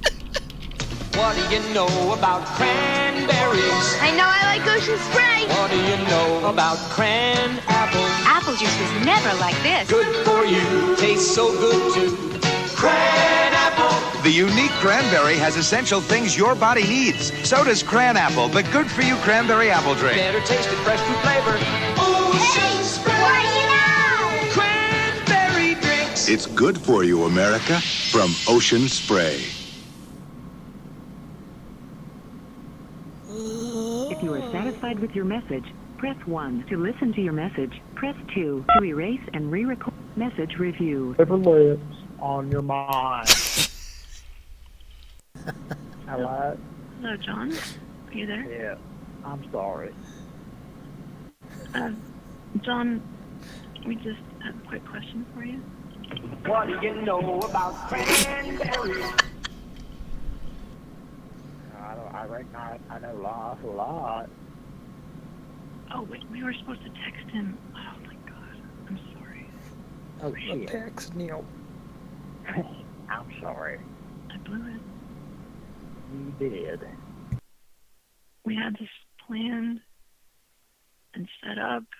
Lynn Thigpen was going to put on a.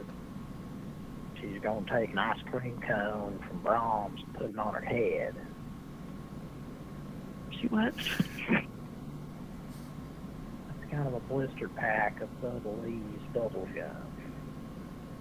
It's like it's the kind of pack you blister your thumb to. I feel terrible. I feel like, remember Braveheart, the movie? I ain't never seen it, but yeah. Well, there's this big guy named Hamish, and he's supposed to throw a rock and crush William with it, and he just misses. I just feel like him.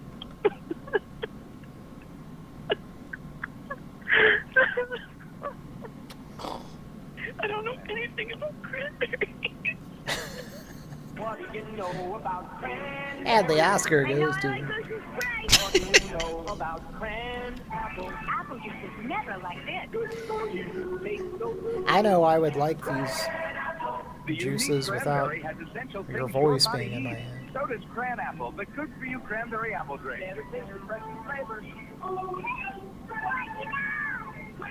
Cranberry drink. It's good for you, America, from Ocean Spray.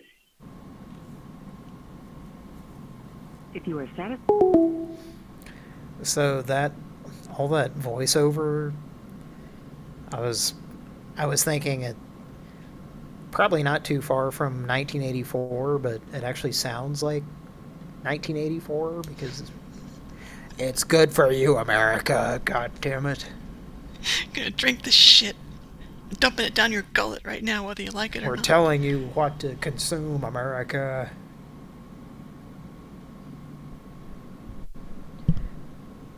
I'm an older man, and I'm just doing this voiceover, and I'm telling you what's good for you.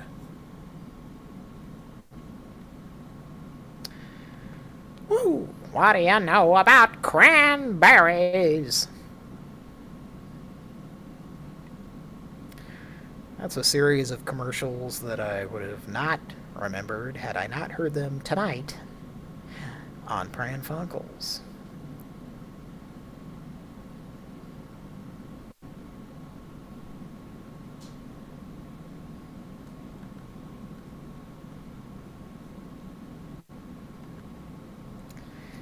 And here's a fun tune to listen to for a minute.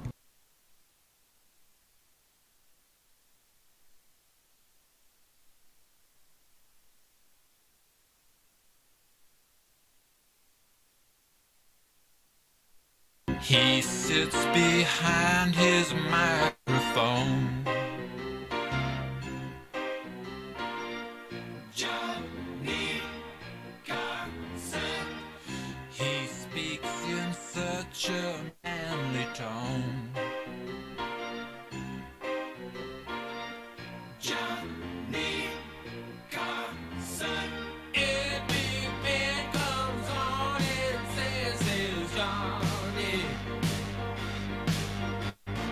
Every night at 11:30 he's so funny. It's nice to have you on the show tonight. I've seen your act in Vegas out of sight. When guests are boring, he fills up the slack. Johnny Carson. The network makes him break his back. Johnny Carson. Ed McMahon comes on and says he's Johnny. Every night at 11:30 he's so funny.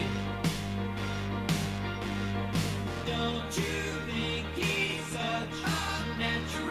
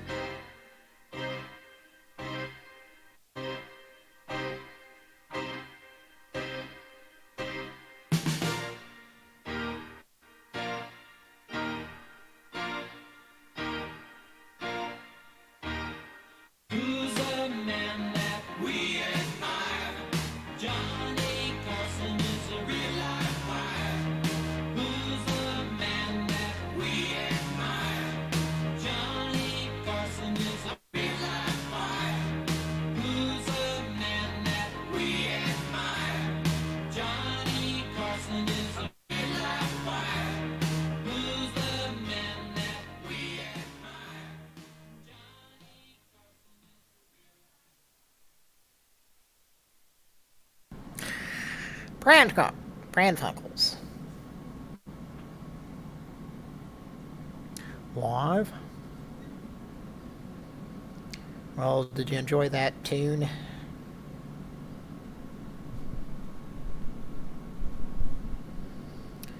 That's a song that I heard recently, and I probably heard it a long time ago at some point. But I heard it recently, and I thought, I'm going to play that on Pran Funkels. So I did. At least I think I did. Kira, are you there? I'm back. What happened? Did you hear that song? No. Well,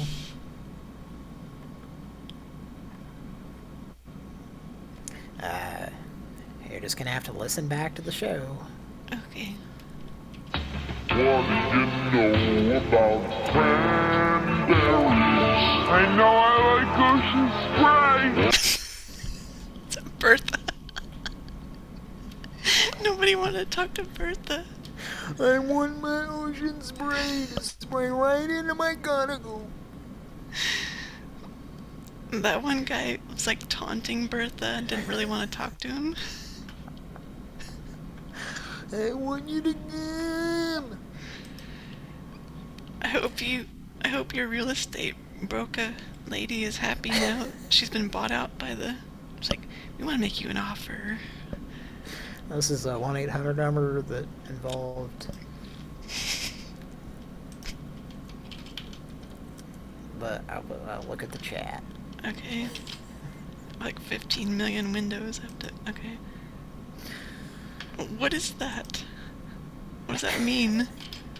Is that the last 7 digits of the phone number? Yes, but what? I don't know what that means. You don't? No? Well, I can't say it on the air. What did you know about cranberries? I know I like ocean spray. What did you know about cranberries? Apple juice is never like this. Good for you. Tastes so good.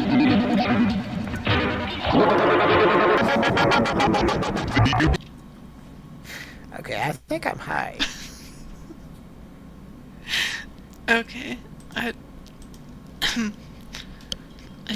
I'd never been into a Walmart until I was like not a kid, so I don't remember that.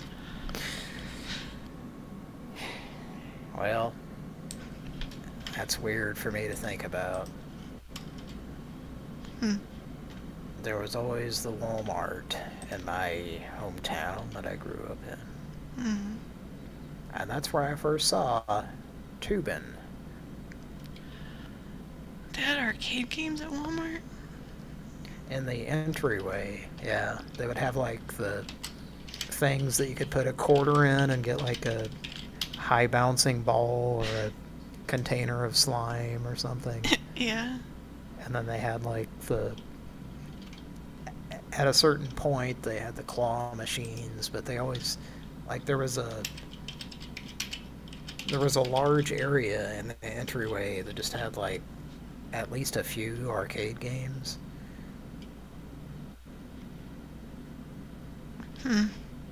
But I'm trying to think, like the only one I remember seeing was like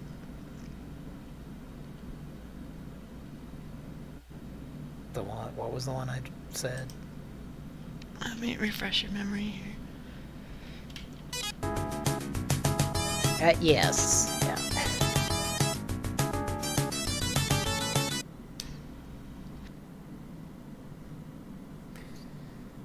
Yeah. And what's that composer's name? Let me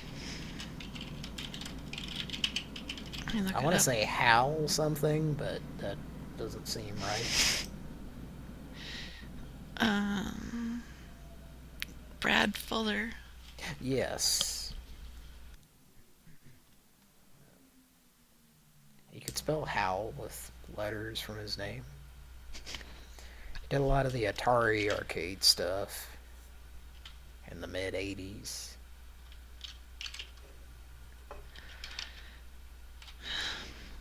Tubin.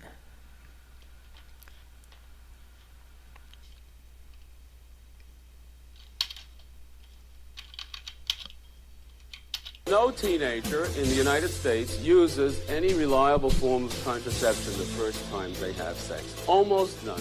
Less than 10%. No wonder we had 1,300,000 pregnancies among teenagers last year. Just last year alone. No wonder 13,000 teenagers under 14 years of age had babies last year alone. No wonder 16,000 teenage girls were rendered sterile, are not able to have babies ever because of untreated, undiagnosed venereal disease. No wonder. And my contraceptive message is just the following. It's just very simple. If the girl's not on the pill, use contraceptive foam. Be sure to put it in before you have sex. And if the boy can't afford 50 cents for a condom, he's too cheap to be allowed in.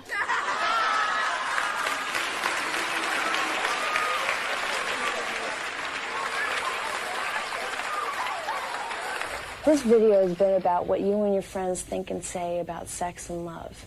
And now that you've seen the last section, go back and see the video from the beginning. I mean, we're not saying that your ideas or that your conclusions will change, but any chance to review what we've talked about and think about it is a good chance. I mean, I think so. And so do the rest of people who've done this video. Well, let me tell you, these guys have like 30 years on us.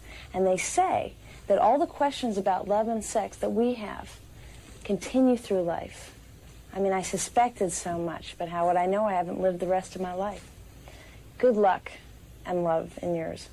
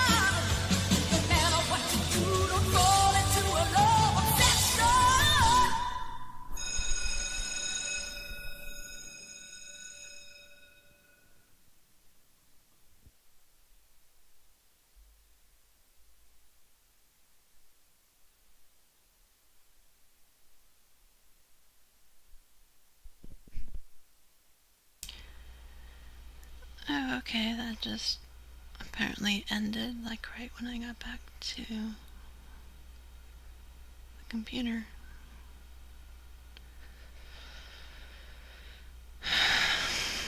Cody had to go, obviously.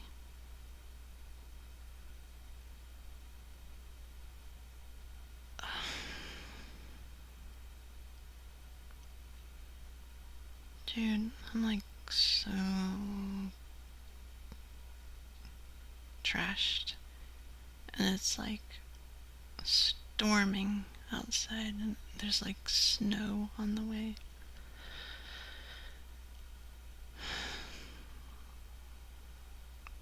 I don't know what just even happened. I was talking to some dude and Bertha was involved. That's about all I remember. And 69ing or something.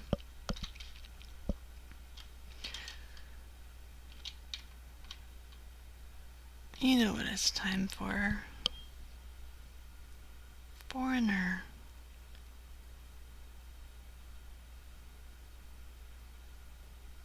Because I would like to know what love is.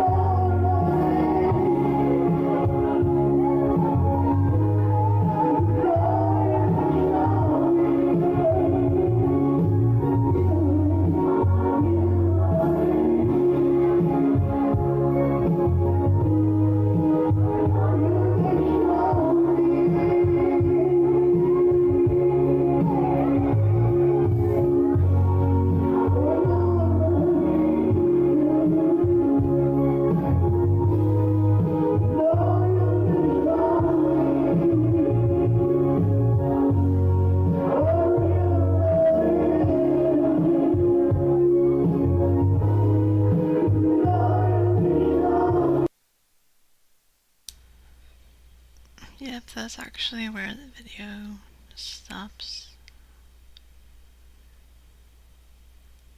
I think he bought the person a Bud Light to record that for him. And, you know, just buying somebody a cheap drink, they're not really gonna put a lot of effort into recording your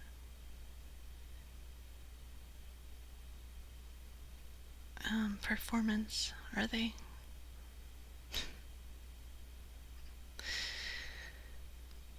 If you had bought he or they and their friends a round of drinks, maybe they would have recorded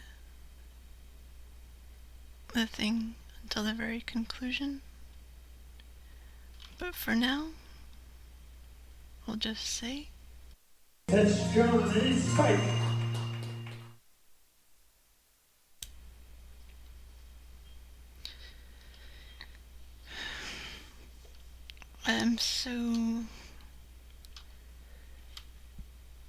I'm so far gone at this point that it's like almost I thought that I was Denise and that Bertha was a real person and went down the hallway and went and passed out. Like, that call was 49 minutes. And I was like so into character that I kind of thought I was Denise. And that, well, I just told you what you needed to know.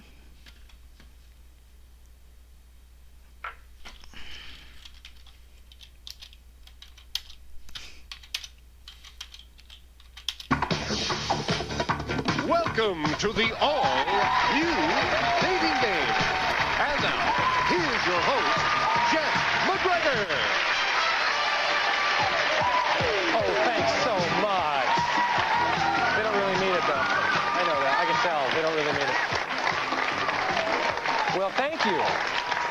What an enthusiastic group we have today, and there's one big reason for that. Yes, that's right, folks. Chance for you to be a quizmaster in your own home. It's Audience Participation Day here at the all-new dating game. You'll know what that means in just a moment. Let's meet some bachelorettes for game number one. See how it goes.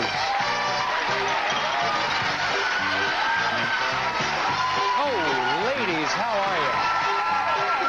Oh, very pretty. Are you ready to play our game? Yes, we are. Yes, okay. Now, bachelorette number one. My name is Holly Bristol, and I'm a word processor at a law firm. Okay, now what do you think guys of the 80s lack? Jeff, I think they lack confidence. Whatever happened to the guys that weren't afraid to just come up to you and grab you by the waist and plant a kiss on your lips just because they wanted to? I want a guy with enough confidence who's willing to kiss on the first date, but who's also brave enough to take the slap that goes along with it. I think you've answered your own question, Holly. All right, best of luck to you. Now, bachelorette number two. Hi, my name is Susie Dunstey, and I'm a fitness and a sales counselor at a health club. Okay, great. Now, do you ever check out the guys at the health club then while you're working? Well, this sounds kind of weird, but I do scam the gym crowd, and I look for a man who likes to squat. If a man does a lot of squats, that means they have big and tough thighs. I really like that in a guy.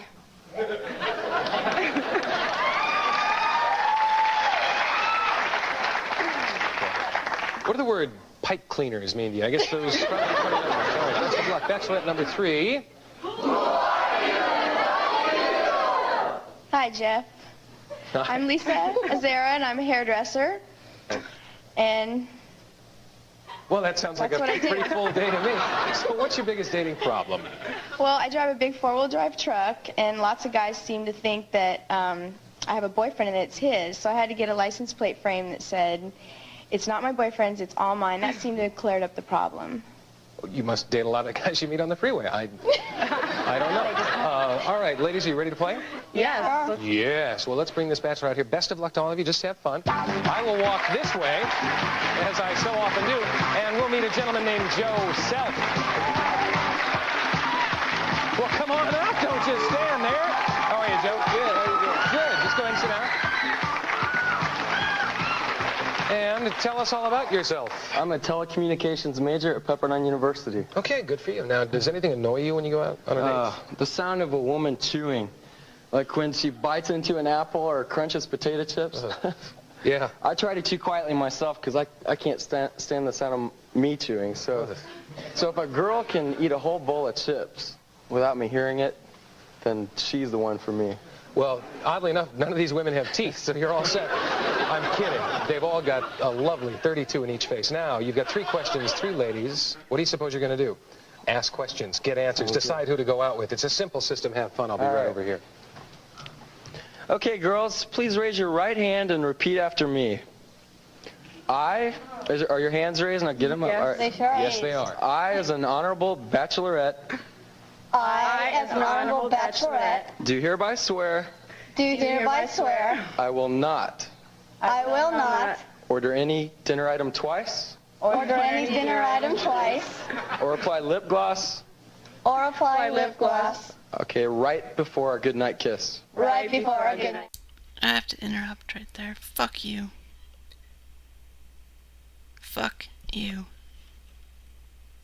You should put on well, in my opinion, you should put on lip gloss before a goodnight kiss. What are you, fucking stupid?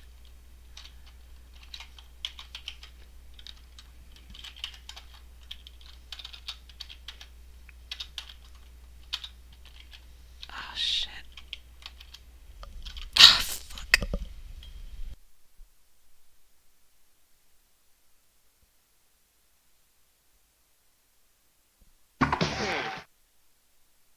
Quicker than that. Okay, right before our goodnight kiss. Right before our good night kiss.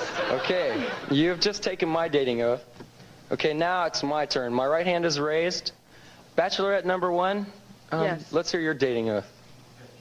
Okay, I, bachelor, I, bachelor. hereby It wasn't on swear my card. Hereby swear. I will not I will not. Okay. talk about ex-girlfriends Okay. I talk about ex-girlfriends. or politics. Okay. Well, or politics. That sounds easy enough. Bachelorette number 2. Give me your dating oath. I promise to never take my date to a carnival. I promise to never take my date to a carnival. Promise her a prize. Promise her a prize. And lose. And lose. All right. I promise. All right. I also promise. I also promise. This is hard. People get citizenship quicker than this. Let's move on. Bachelorette number 3. Give me your dating oath. I, as an honorable bachelor. I, as an honorable bachelor. Is your hand raised? It's raised. Good. Do solemnly swear. Do solemnly swear. I will not be too late. I will not be too late. And I will not Do you mean late for what? date. Okay, go ahead. I mean, you can be a little late, but too late. All right. And I will not And I will not buy your ex-girlfriend's favorite perfume for me. buy your ex-girlfriend's favorite perfume Your for me. ex-girlfriend. Okay. All right. Very confusing. I promise to never do that, though. Whatever. Okay, bachelorette number 2. Yes? My 3 worst fears about marriage are: number 1, will my wife be faithful? Number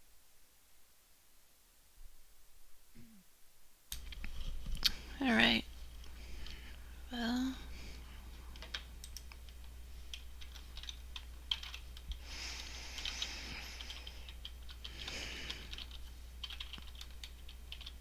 this is what happens when you're the only person left on Pran Funkels, and you take the challenge of do not pass out, which I have not done on Pran Funkels yet. In March it'll be 8 years. Like Cody was saying before, this show has been on for so long. We're about to hit our 9th, well, if you want to call it a season.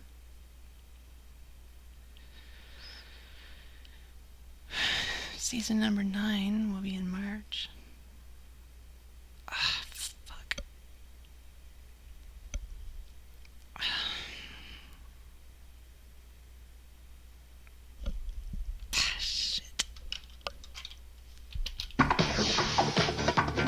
Welcome to the all.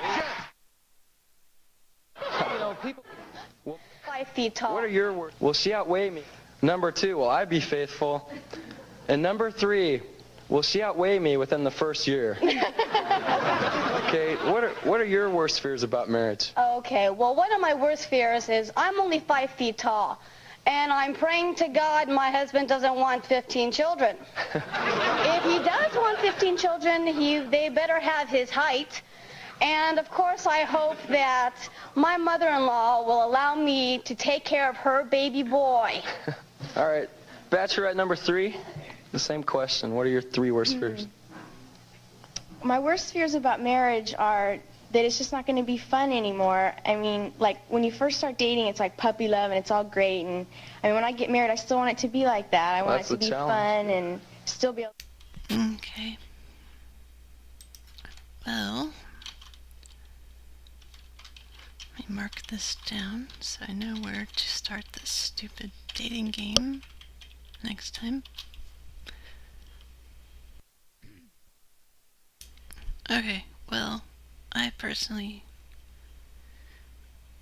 have not passed out in 8 years of Pran Funkels, and I don't plan on starting right now. Of course, you say, Kira, you're a pussy, you should do another shot right now and see if you pass out or not.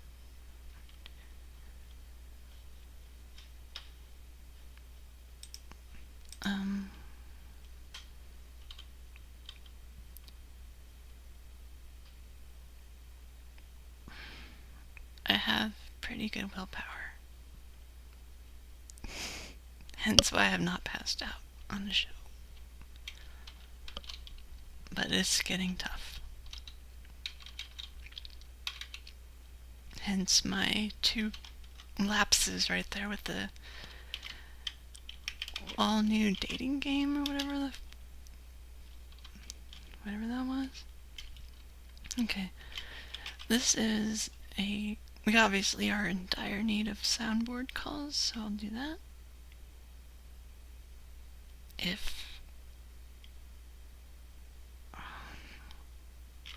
Fuck.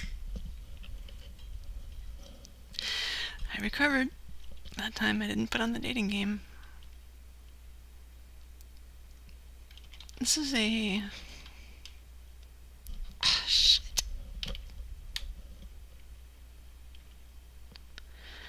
This is a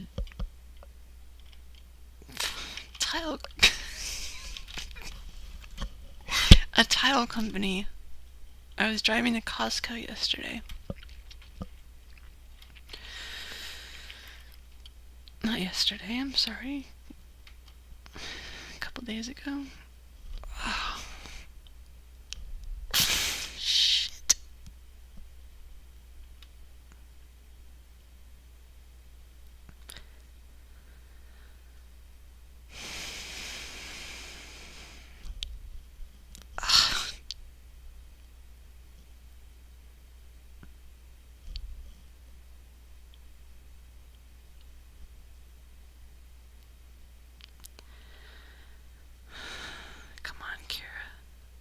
Streak. Don't give in.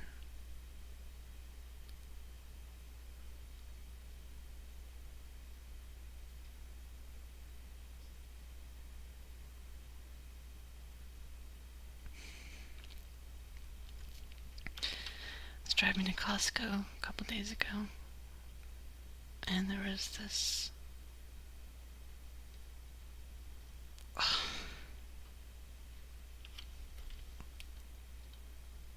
there was a truck. It was a tile company.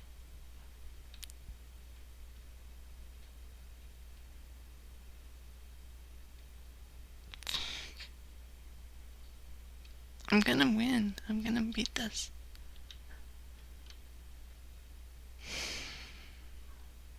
There's a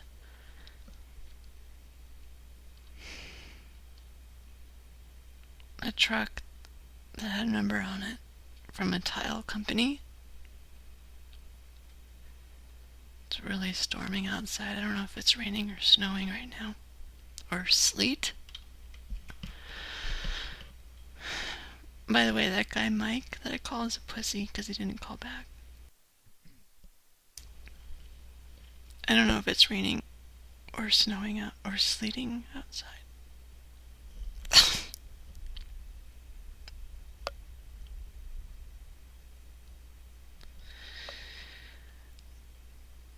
They were not driving like an asshole, but I got their number anyway. And I looked them up on Facebook. And they're like the kind of company that toots their own horn a lot. Like, look at this tile job we did. And they put like 5 fire emojis.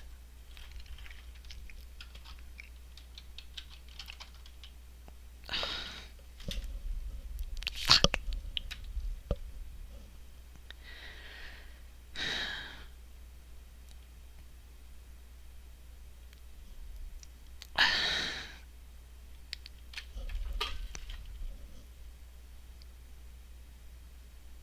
Okay.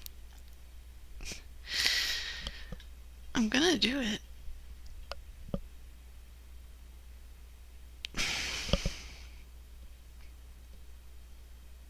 I'm literally holding on to the leg of my computer desk. But let's call this company who thinks they are the bee's knees, as it were, about their tile service. Ugh.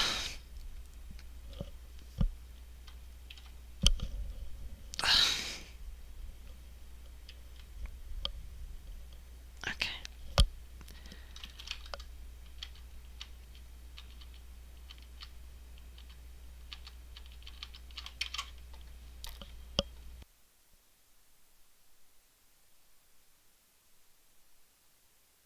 Hi. This number is using RoboKiller to screen their calls. Please say your name and the purpose of your call, and I'll try to connect you. Ray Williams.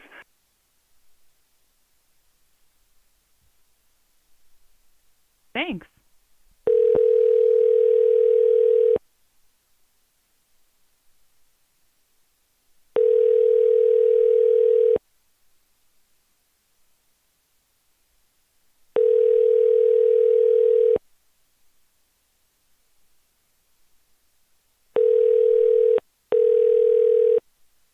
Hi, this is Casey with K&D Tower Experts. Please leave your name and a brief message, and I'll get back with you. Thank you. At the tone, please record your message.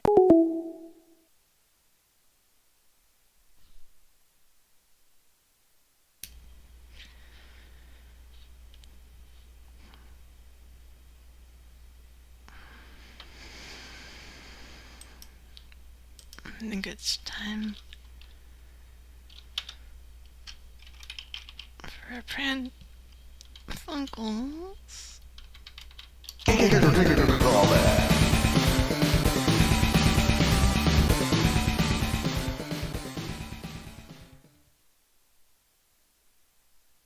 Hi.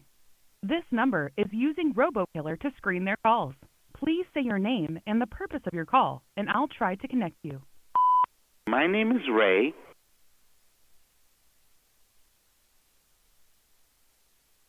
Thanks.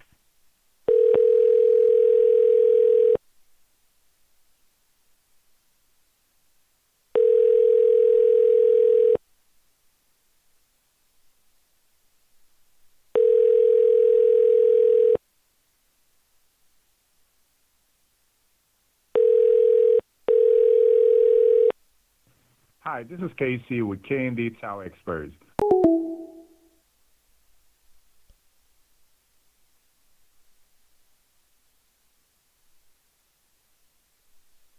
Hi. This number is using RoboKiller to screen their calls.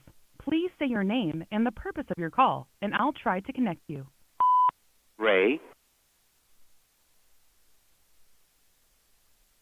Thanks.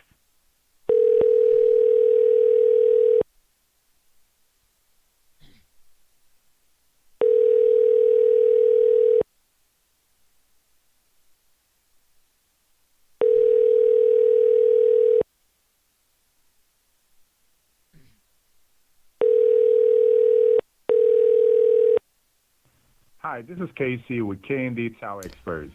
Please leave your name and a brief message, and I'll get back with you. Thank you. At the tone, please record your message. When you have finished recording, you may hang up or press 1 for more options. Robo-killer. You think you're something special because you have a fucking app called Robo-killer? You're not nothing to nobody. What's bugging you, Murphy? Drugs. Drugs bug me. Hi. That was Nancy Allen and me. I'm Peter Weller, the guy behind that mask. If you're a kid, please listen for a second. How do you keep away from drugs? They're everywhere, sometimes even at home. But there is one place you can go that is 100% drug-free. No pot, no pills, no crack, no smack, no coke, no exceptions. The Boys and Girls Club. It beats the streets. No kidding. Yeah, really? You think you're something fucking great with your Robo-killer? I'd buy that for $1. I'll buy that for $1.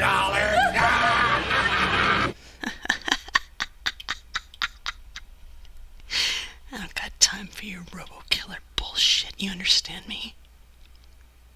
You're nothing. I don't have time for this bullshit.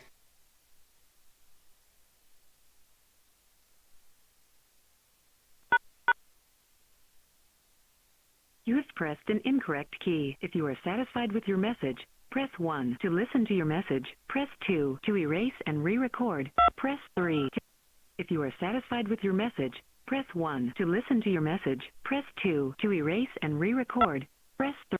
Message review.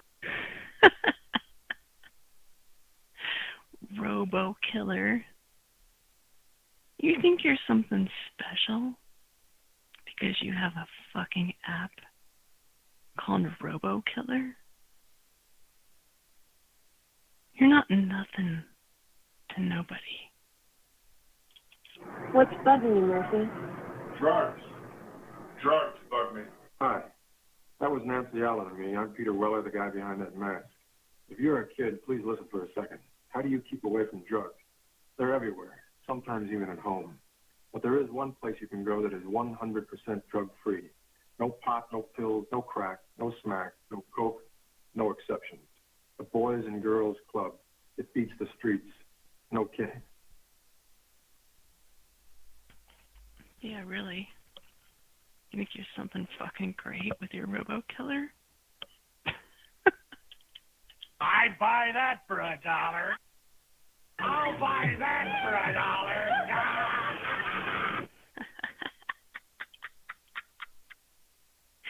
I don't got time for your Robo-killer bullshit, you understand me?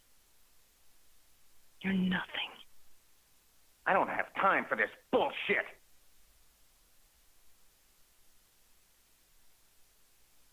If you are satisfied with your message,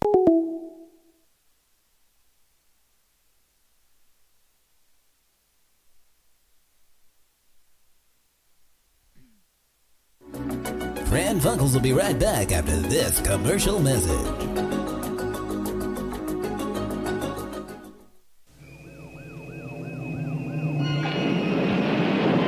Leave it. We gotta go.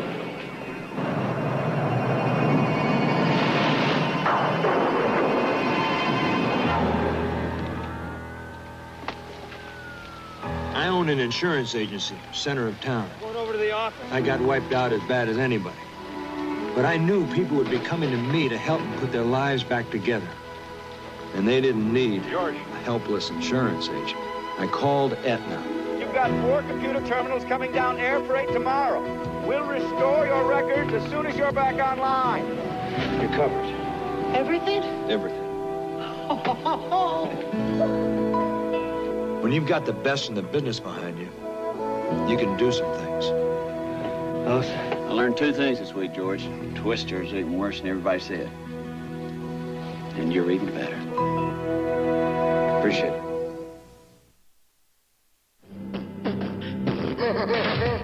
If the Three Stooges made you laugh yourself sick, The Fat Boys could put you in the hospital.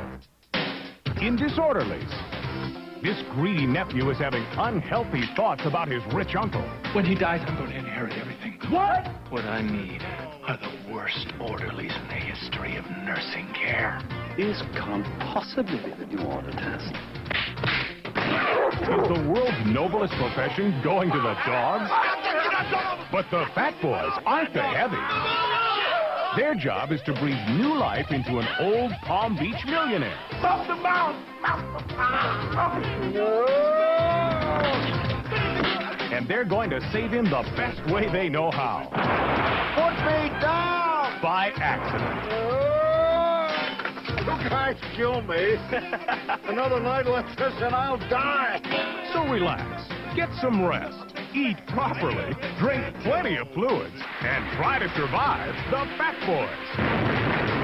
If the Three Stooges crack you up, the Fat Boys will fracture you.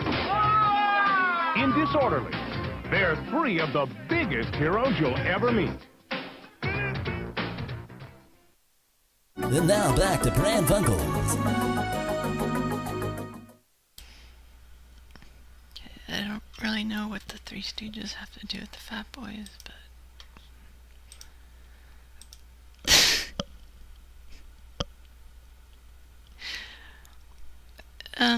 Tonight we found out that... I'm sorry, Cody. I didn't mean to, put you in the middle of a hour-long phone call and, shut you out. Obviously, Cody had to go in the middle of that marathon call.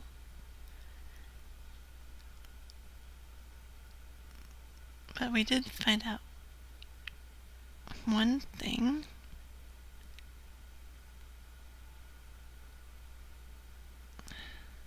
And that is Bertha enjoys sex.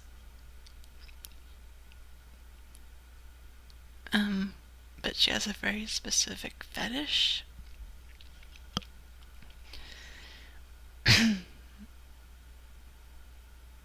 She only becomes sexual.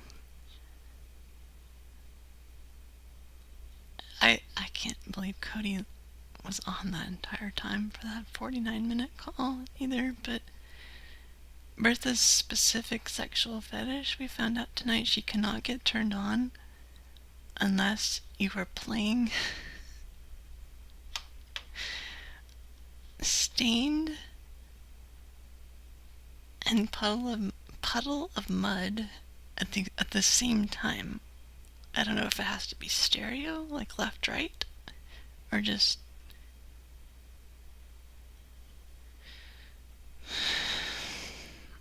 in the vicinity of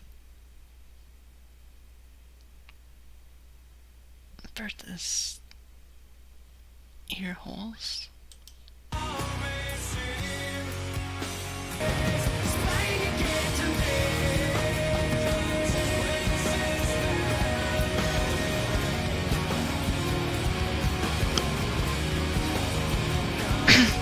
Oh my god, it's a double copyright hit.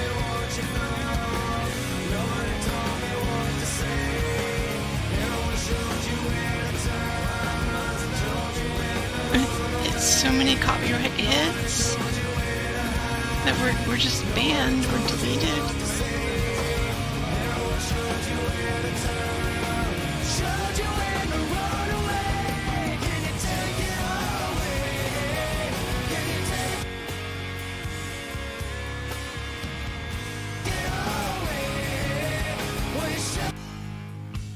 It's been a while since I did my best, looking myself straight, and it's been a while since I said I'm sorry. It's like you can't do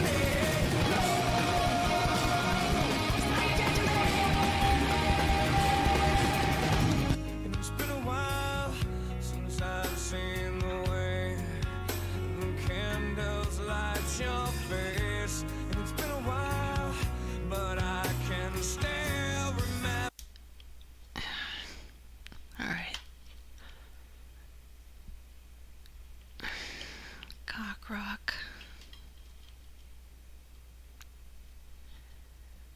what I was trying to do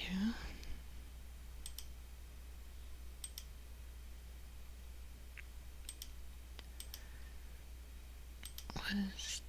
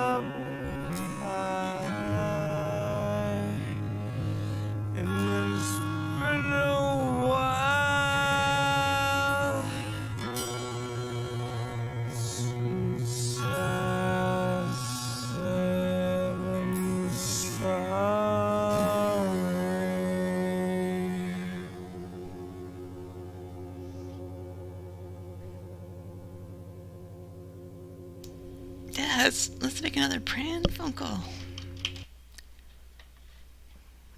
before the power goes out or the internet goes out, because it's snowing in Georgia.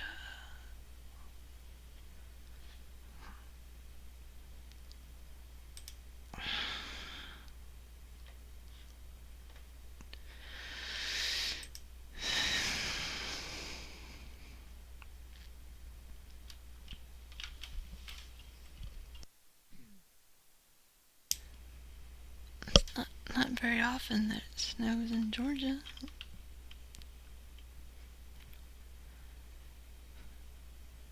I should probably go outside.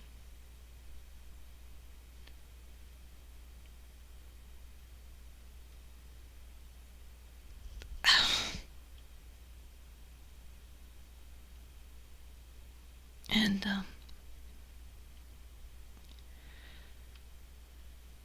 see if it's snowing so I can make a snow angel.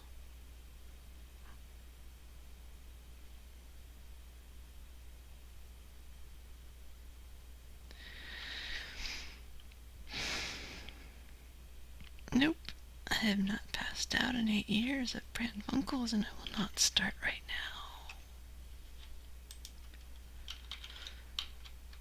Let's call Pure Wick and ask for Seal. Actually, let's get the Seal soundboard.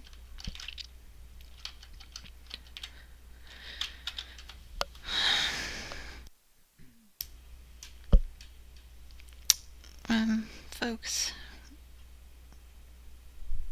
believe me, someday Cody will be back on this show in the same way that I'm on the show right now. It's just gonna take a little bit of time.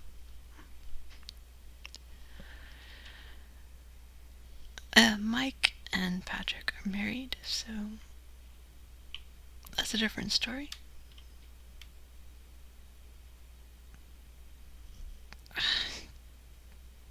I'm not married.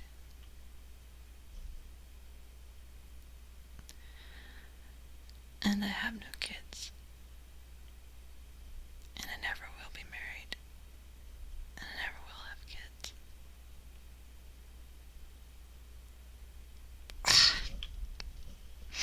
Okay. Let's press on.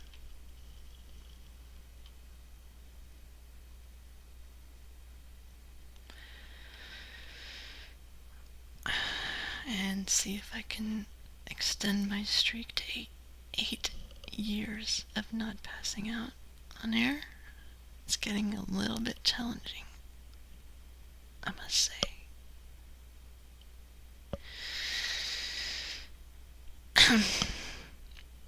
And you know me by now, after listening for 8 years, or however many years, or months, or days, or weeks. You've been listening to me. That I don't bullshit you. What you see is what you get. What you hear is what you get. Whatever the equivalent of that is. I'm not faking it, is what I mean.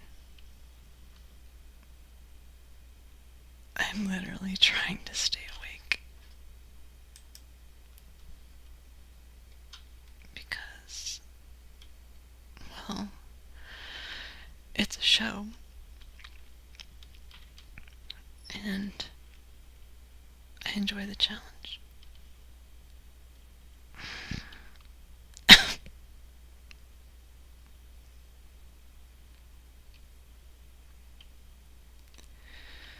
Once again, that guy I was talking to is a pussy. What kind of real man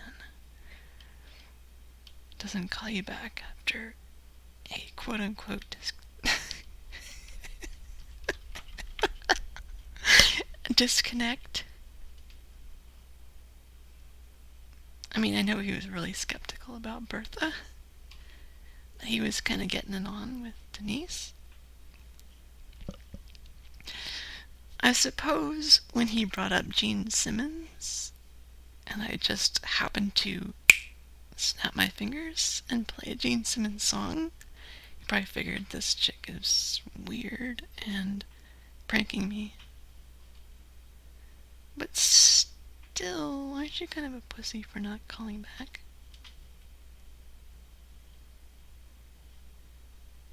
I don't know.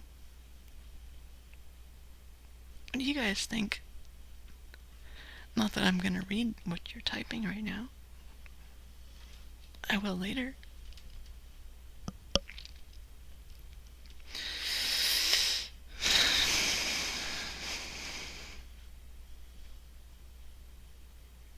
I don't like stained or puddle of mud, by the way.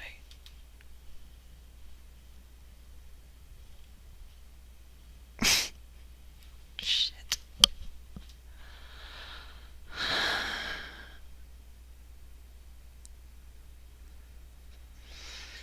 Okay.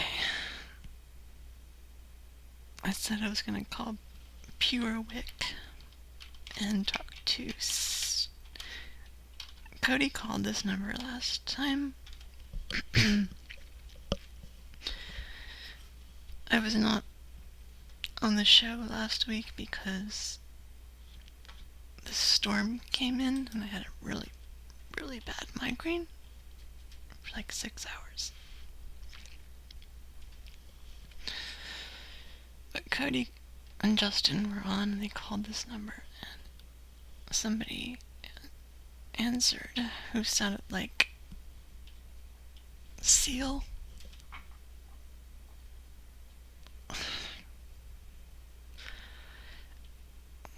What is her fucking soundboard name?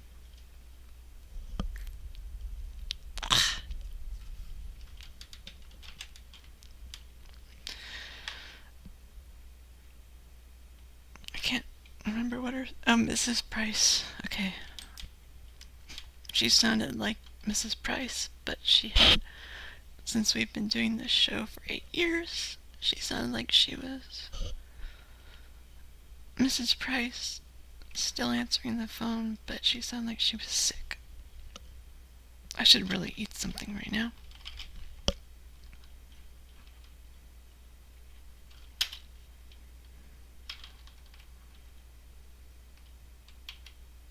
Okay. This is a lady that I'm talking about. My name is Seal. Something about Billy Joel. Okay, so... Sorry, hold on. Cody and Justin called this number, and it sounded like her.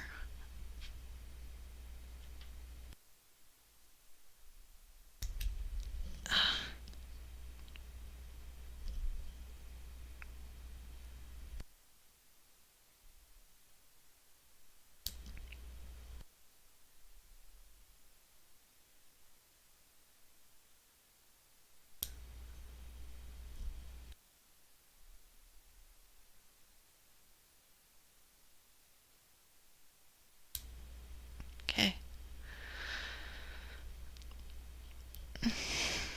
This streak has not been broken yet.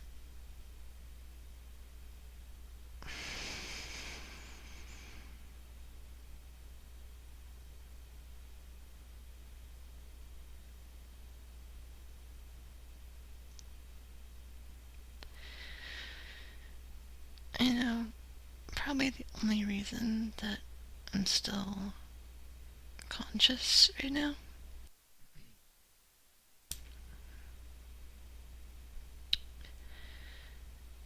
because fuck.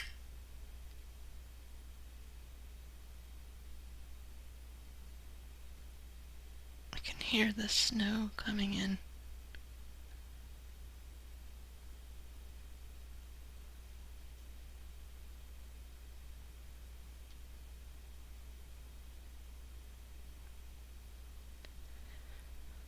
It's snowing in Georgia. That's actually a big deal.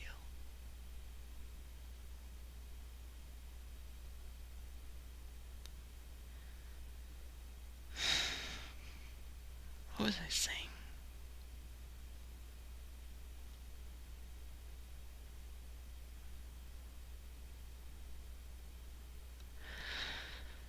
I don't remember.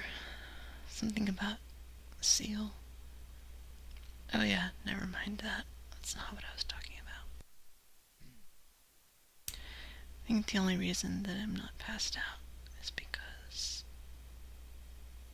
in high school, in college, I ran cross country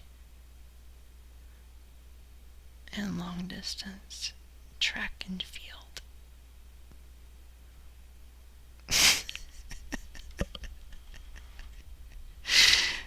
I'm serious though, that's probably the only reason that I'm not passed out. Because if any of you have run cross country and or long distance track and field,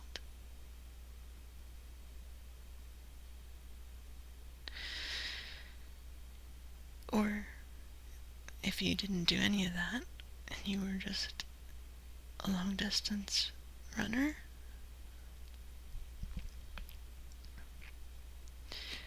you learn discipline.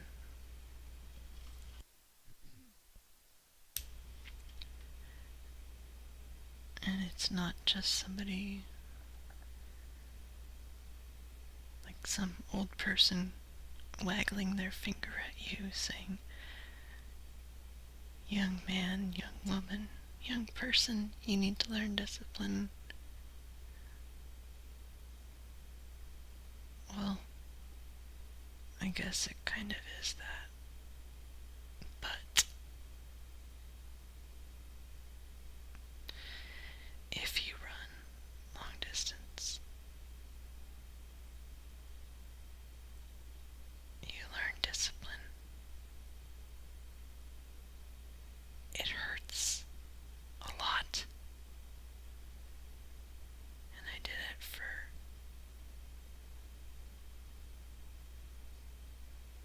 5 years.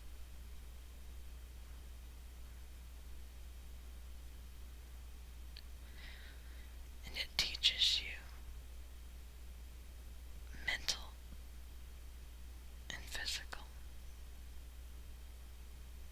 discipline.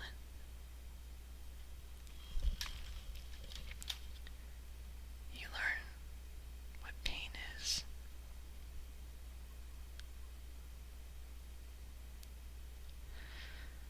And how to endure that pain and not die.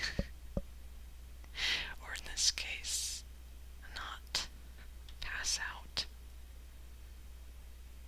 when you're really, really fucking drunk.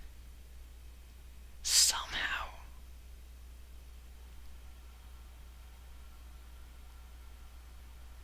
You don't pass out. And somehow you make this phone call and try to get this lady on the line.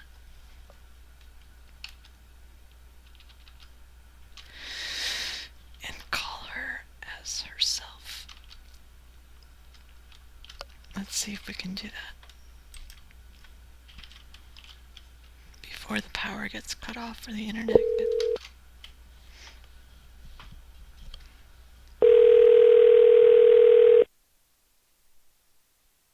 This call may be recorded for quality assurance. We are connecting you to an agent. If all agents are busy, you will be placed in queue. Please stay on the line. Your call is very important to us and will be answered. Good morning. Thank you for calling about the PureWick system. My name is Benita. I'll be happy to assist you today. To begin, may I have your zip code, please? Hi, I was wondering if CO is available in the office. I beg your pardon? May I please speak to CO? This is PureWick that you're calling. Yes, I realize I believe that. you have the wrong number. No, I don't have the wrong number. I am calling PureWick, but there's an operator named CO. Okay, I wouldn't be able to connect you with that person. I can give you the number to customer service, and you can call them during normal business hours. Perhaps they can help you connect with that particular individual. Hello. Yes. How do you pronounce that, sir? I'm sorry? Do you currently test your blood? Okay, I believe we have a cross connection here. Thank you so much for calling. Have a wonderful day. I beg your pardon?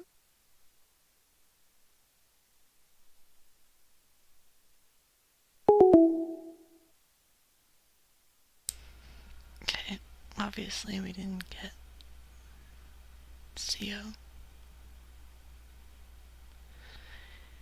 Actually,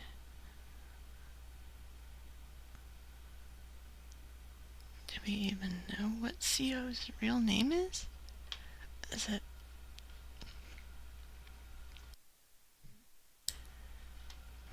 Let's go to commercial break, please.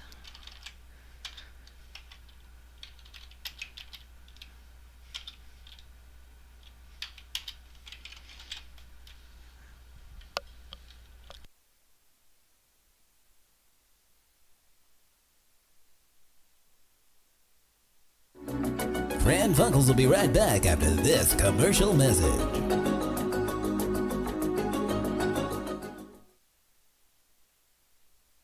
The Ballad of a Gentle Laxative. When I'm a regular, here's what I do. I take Doxadan because it works when I expect it to. Doxadan, gentle Doxadan, I get no surprises.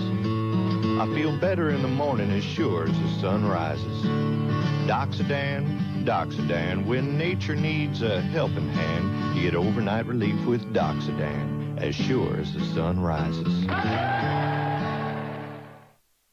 Cruising down First Avenue, something like they do, they get what they're looking for.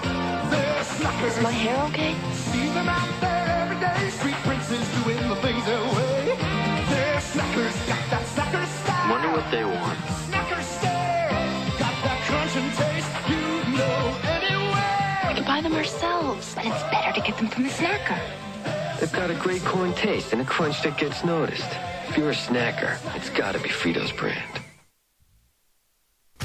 Introducing the best thing to happen to breakfast in a generation. New Kellogg's Honey Crunch Corn Flakes. Sweet life is calling, falling for something bold. It's a kick, it's a crunch taste of honey and a heart of gold. Sweet honey and nuts baked to an incredible crunch. And under it all, the simple goodness of Kellogg's Corn Flakes, the heart of gold. Something new that never grows old. New Kellogg's Honey Crunch Corn Flakes. Taste of honey and a heart of gold.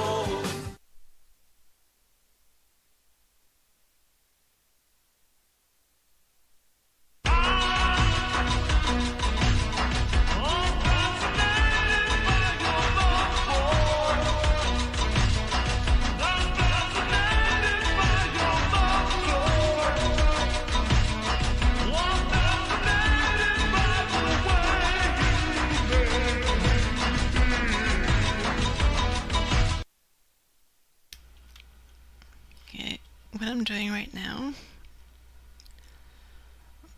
is sort of like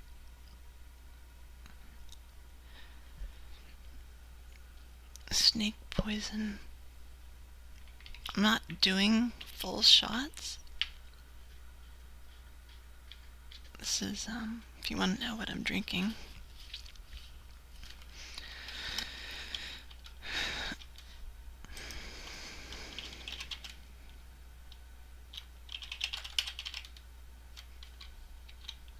Hey, me fella, look here. Pran Funkels asks, what are you drinking?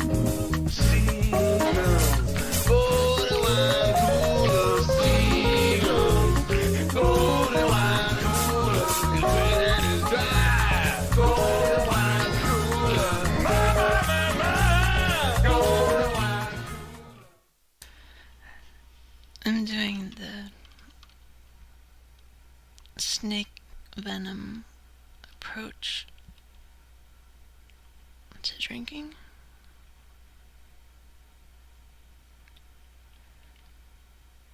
Why doesn't that pussy call me back, by the way? Mike? Not Mike from the show. Poor guy.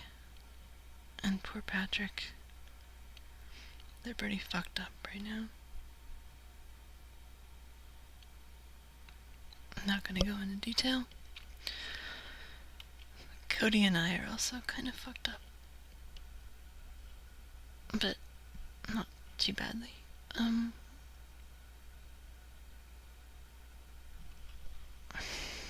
Just forgot what I was saying.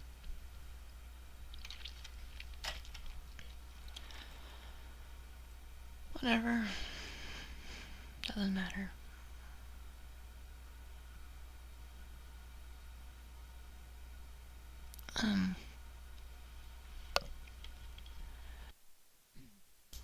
Yeah, seriously. The only reason I don't pass out is because of endurance that I learned at a young age. So I just played Company B.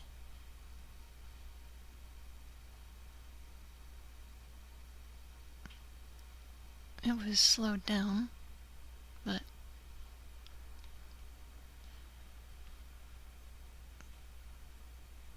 I gotta step away for a second.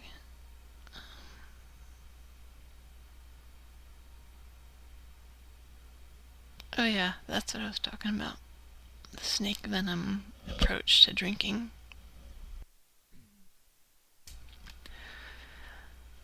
I'm not doing like a whole shot.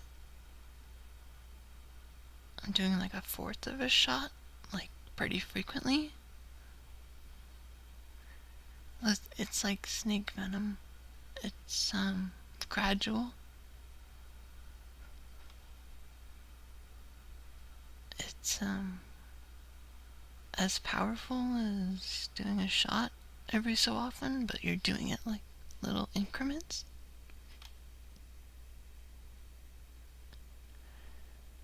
Why is that guy not calling back? What a pussy.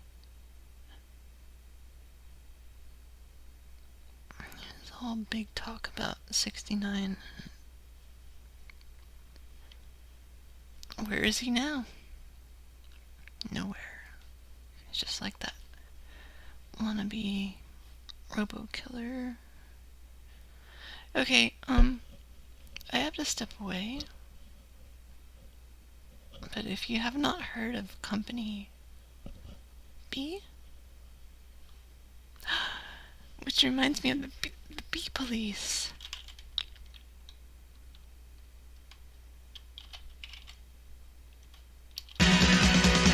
B. B. B.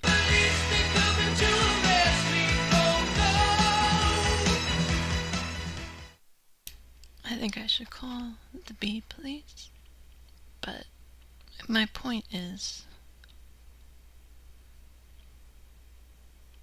instead of doing like full shots, which would probably make me pass out, I'm doing like a fourth of a shot, like every few minutes. Not quite that frequent, but it's like snake poison. It doesn't necessarily overwhelm you, but it does its work over time, the same way.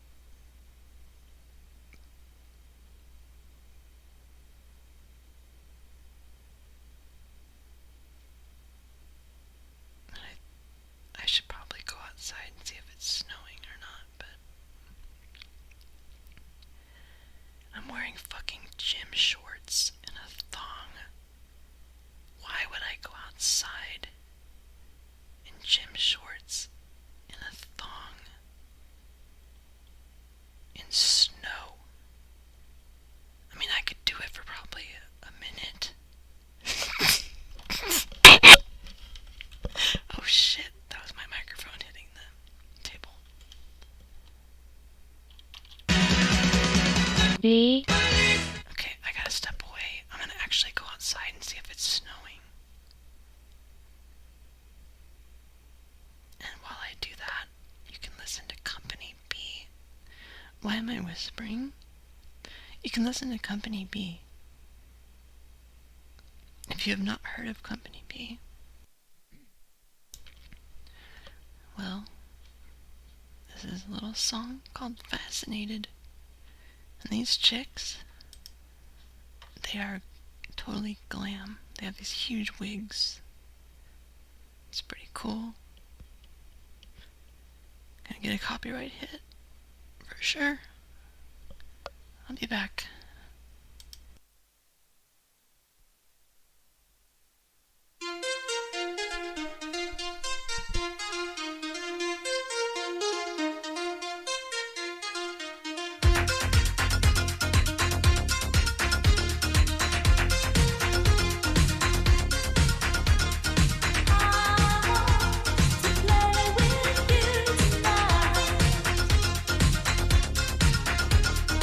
Hold me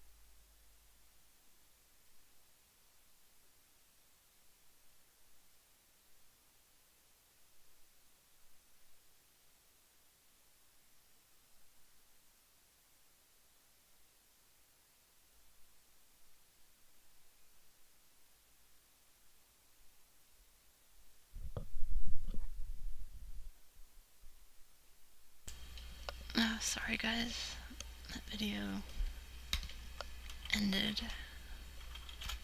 before I got back. It's not snowing. Well, I don't know. It's raining or something.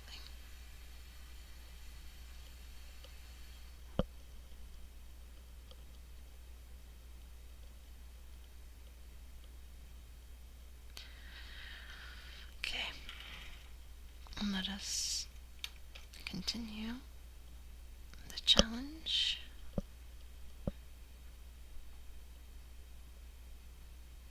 It's the streak is what it is, not really a challenge anymore. The streak of almost 8 years of not passing out on Pran Funkels. I intend to keep this streak. So, but you say, Kira, in order to really keep this streak, you need to drink more seriously.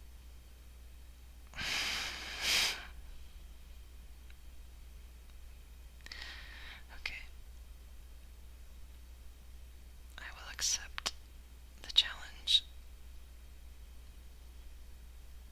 even though nobody is actually challenging me. I have not looked at the chat since the very beginning of the show. But as always, I will read the entire chat later, possibly tomorrow.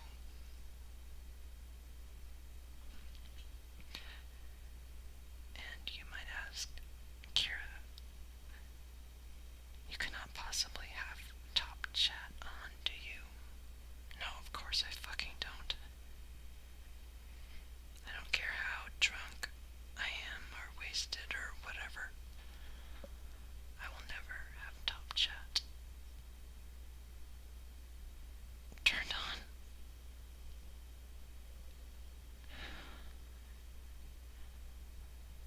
It's live chat.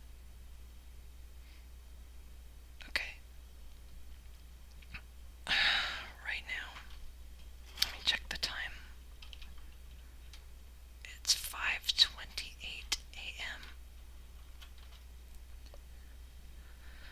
So, you say, Kira, you think you are something special by just doing a fourth of a shot and all that.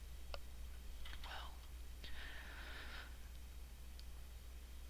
being that it's 5:30 in the morning,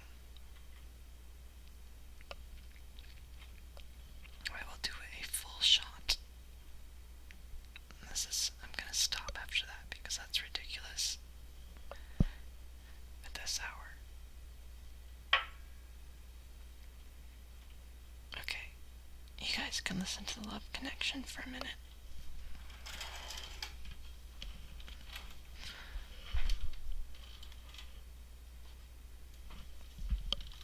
While I do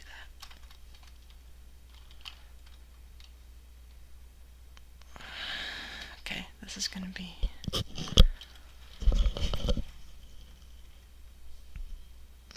raise the bar for challenges for me personally, because when you, like I was saying, if you are familiar with the term shit, I haven't eaten anything in a really long time. Are any of you familiar with the term PR? If you're an athlete, you might be familiar with that term. PR. Personal record.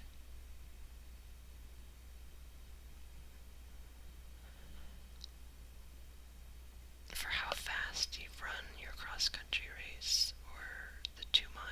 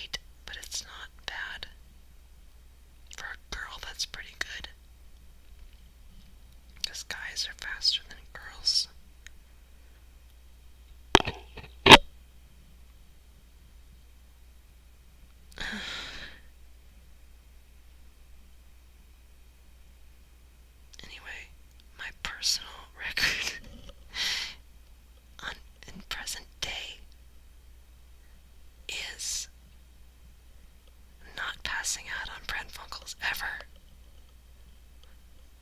So I'm gonna do a full shot right now. I'm not gonna do any more because that's ridiculous. It's really... The sun's gonna come up. The snow is coming up. Okay, so while I do that... Fuck. It's already dubious at this point without taking this shot, but I'm doing this as a PR.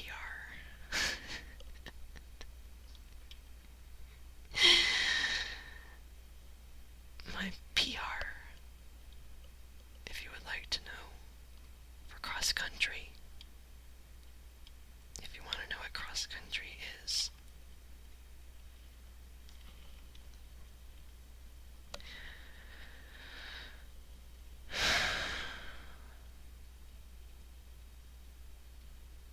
it's about a 3-mile course, depending on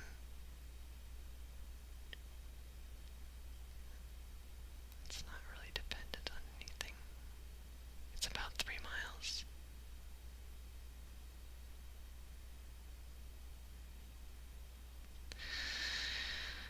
My PR for that is, I believe, 17 minutes and 17 seconds.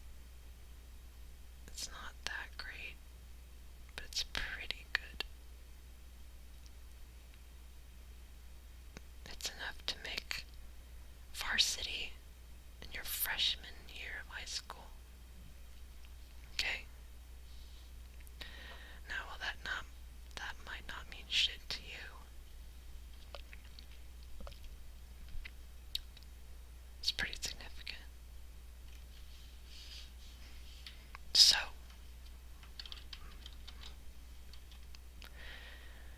now I am going to face my ultimate PR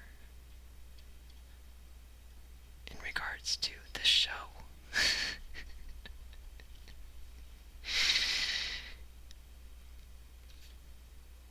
Being that I am almost ready to pass out right now, which I've never done on the air,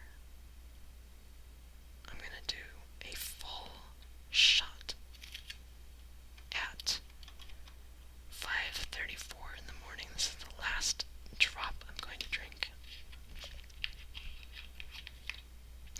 Keep in mind that I'm very much a lightweight. I do not weigh very much. I am petite. So, this is an actual challenge. It is not someone on the internet looking to get views or attention or clickbait.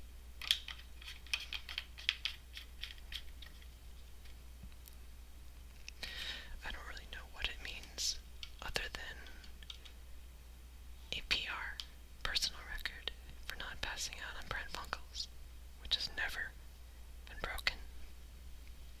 Okay. So, while I take this final shot, which I may or may not recover from,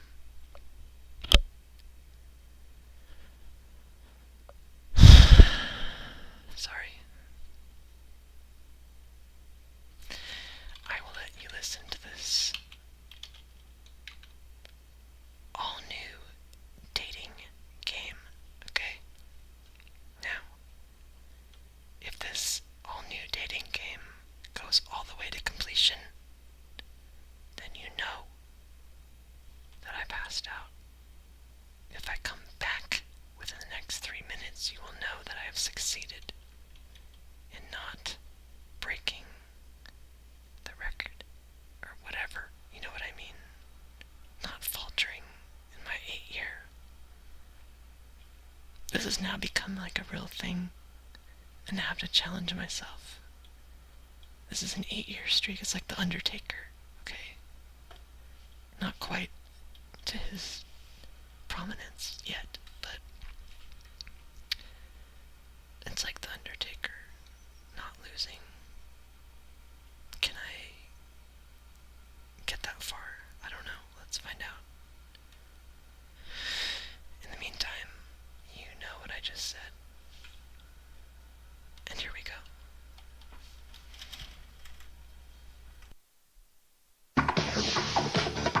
Welcome to the all-new dating game. Have you ever, I don't know, to all of you, hand and yes, I swear. Yep, friends bacon. I'll meet art, and so I'll be able to do things like be crazy together, like you are when you first meet. Sounds That's my good. fear. Thank you. Bachelorette number 1. My worst fears of what we're going to have for dinner. Oh, great.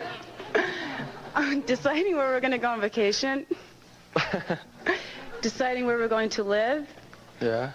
Let me see what else. Those are big problems. Okay, Bachelorette number 3. I can't figure it out, but I've noticed that girls seem to check each other out almost as much as the guys check them out. What's one thing that guys do that really confuse you? Well, I mean, they confuse me an awful lot. I could go on forever, but there's one thing. I know that when a guy tells you he doesn't like you and then you find out later he does, you end up finding out through friends or something, why can't he just tell you? I mean, you're the one that needs to know. Maybe you want to know. Maybe you like him back. Bachelorette number 1. What confuses me is why guys lead you on, why they just can't be honest in the beginning.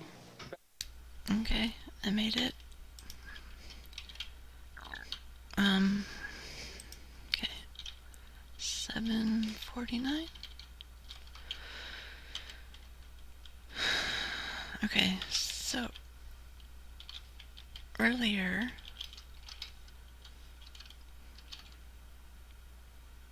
I played a video for you. Well, you can't see it, but it was Company B.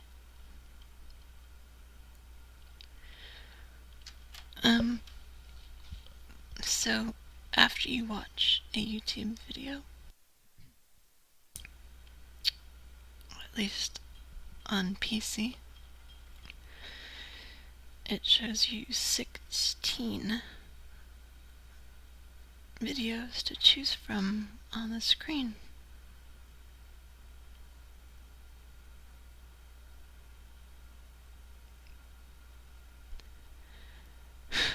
One of them, I think, is this show. Let's click on it.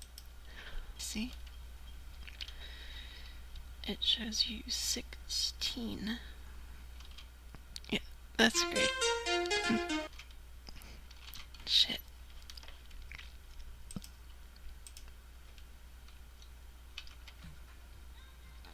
Okay. Sorry about that. Gurgling stomach. Okay, now it has different things on the screen. I don't know why one of them is this show, but let's click on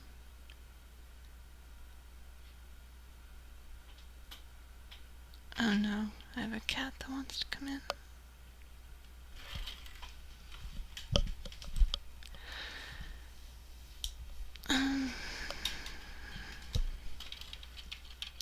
Hold on a second.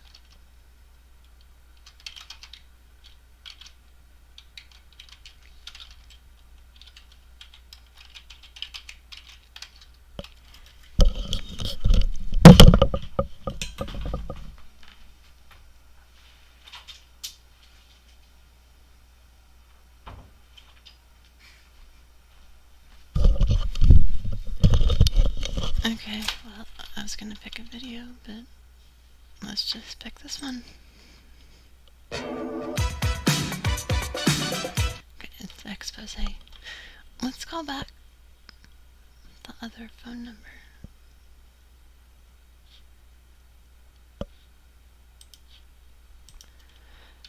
And try to get a CO.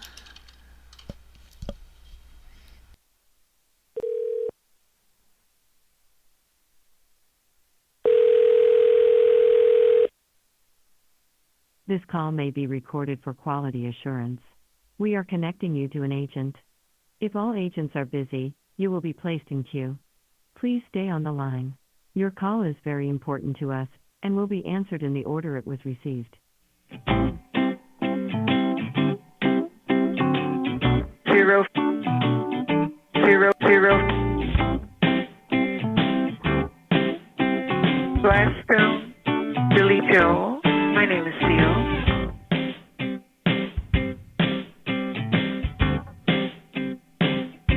Bedminster Type 42.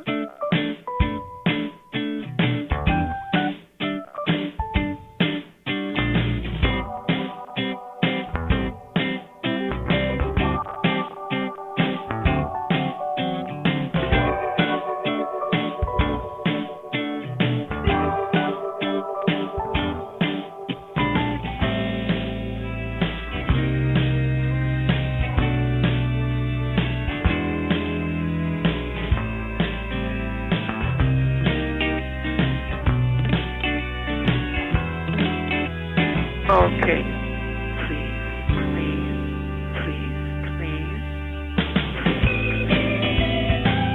I beg your pardon? I interrupted you. I see. Okay. Please. Thank you. Yes. That's quite all right. Okay. Yes. That's quite all right. Thank you. Thank you very much. Okay. I see. Okay. To ensure proper handling, this call may be recorded. May I have your name, please? That's Conbre, Wonderlane. My name is Seal. Gladstone, Billy Joel. Gladstone, Billy Joel. Billy Joel. Hello. Hello. Are you calling about the PureWick system? Yes. My name is Seal, and I'll be happy to assist you today. May I have your zip code? My name is Seal. 57078. Is your zip code 520708? Yes. Okay. Are you in Texas? Yes. Great. How do you spell your first name? My name is Seal. No, my name is Seal. Is your name also Seal? Yes. And how do you spell your last name? That's Conbrelether. Am I getting that right? Condrelether? Yes. Well, thank you, Seal.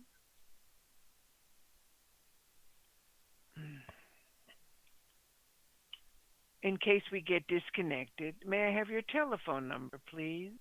714-876-424. That's 714-876-4204? Yes.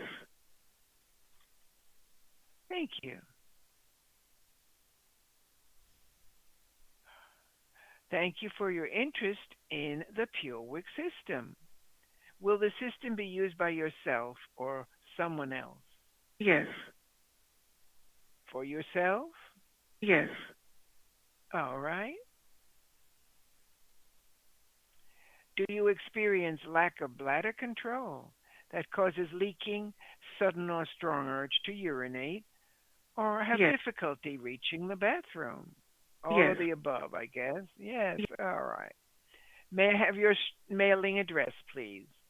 423 Wonder Lane. That's 423 Wonder, Wonder, Lane, Lane. Yes. Any apartment number? 20. Apartment number 20? Yes. What city and state, please? South Dakota. Blackstone. Brasstown, is that Brasstwn? Yes. And that's in South Dakota. Yes. Thank you. And do you happen to have an email address we can put on file? That's quite all right. Okay. It has been a pleasure speaking with you today. A PureWick specialist will be calling you within the next business day. Bedminstertype42 @gmail.com. What's that? Bedminstertype42 @gmail.com. Oh. Is that spelled Bedminster? Yes. DYPE42? Yes. @gmail.com. @gmail.com. Thank you. It's been a pleasure speaking with you today. A PureWick specialist will be calling you within the next business day. If you use voicemail or caller ID, please watch for our call and call us back as soon as possible. For more information during regular business hours, I'd like to provide you with the direct phone number and our website. Please let me know when you're ready to take down this information. I didn't quite understand what you were talking about, a pneumatic tube. Okay. Have you a pen handy for the telephone number I'd like to give you? Have you got the red and white blue Medicare card, or are you covered by a private insurance company? That would be on another phone call. We don't need your card now. Do you currently test your blood?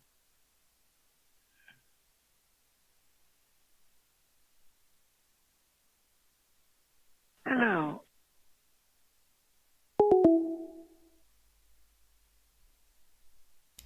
Okay, what else needs to be done or said at this point?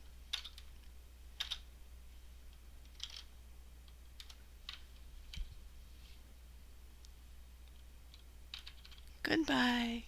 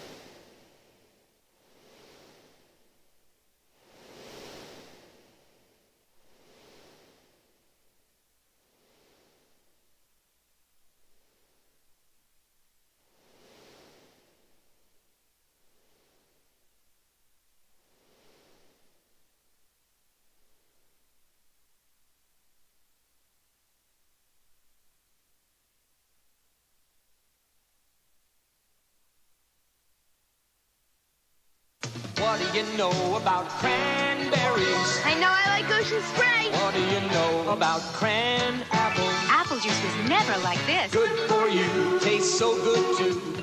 Cran apple. The unique cranberry has essential things your body needs. So does Cran Apple, the good-for-you cranberry apple drink. Better tasted fresh fruit flavor. Ocean Spray. What do you know? Cranberry drinks. It's good for you, America, from Ocean Spray.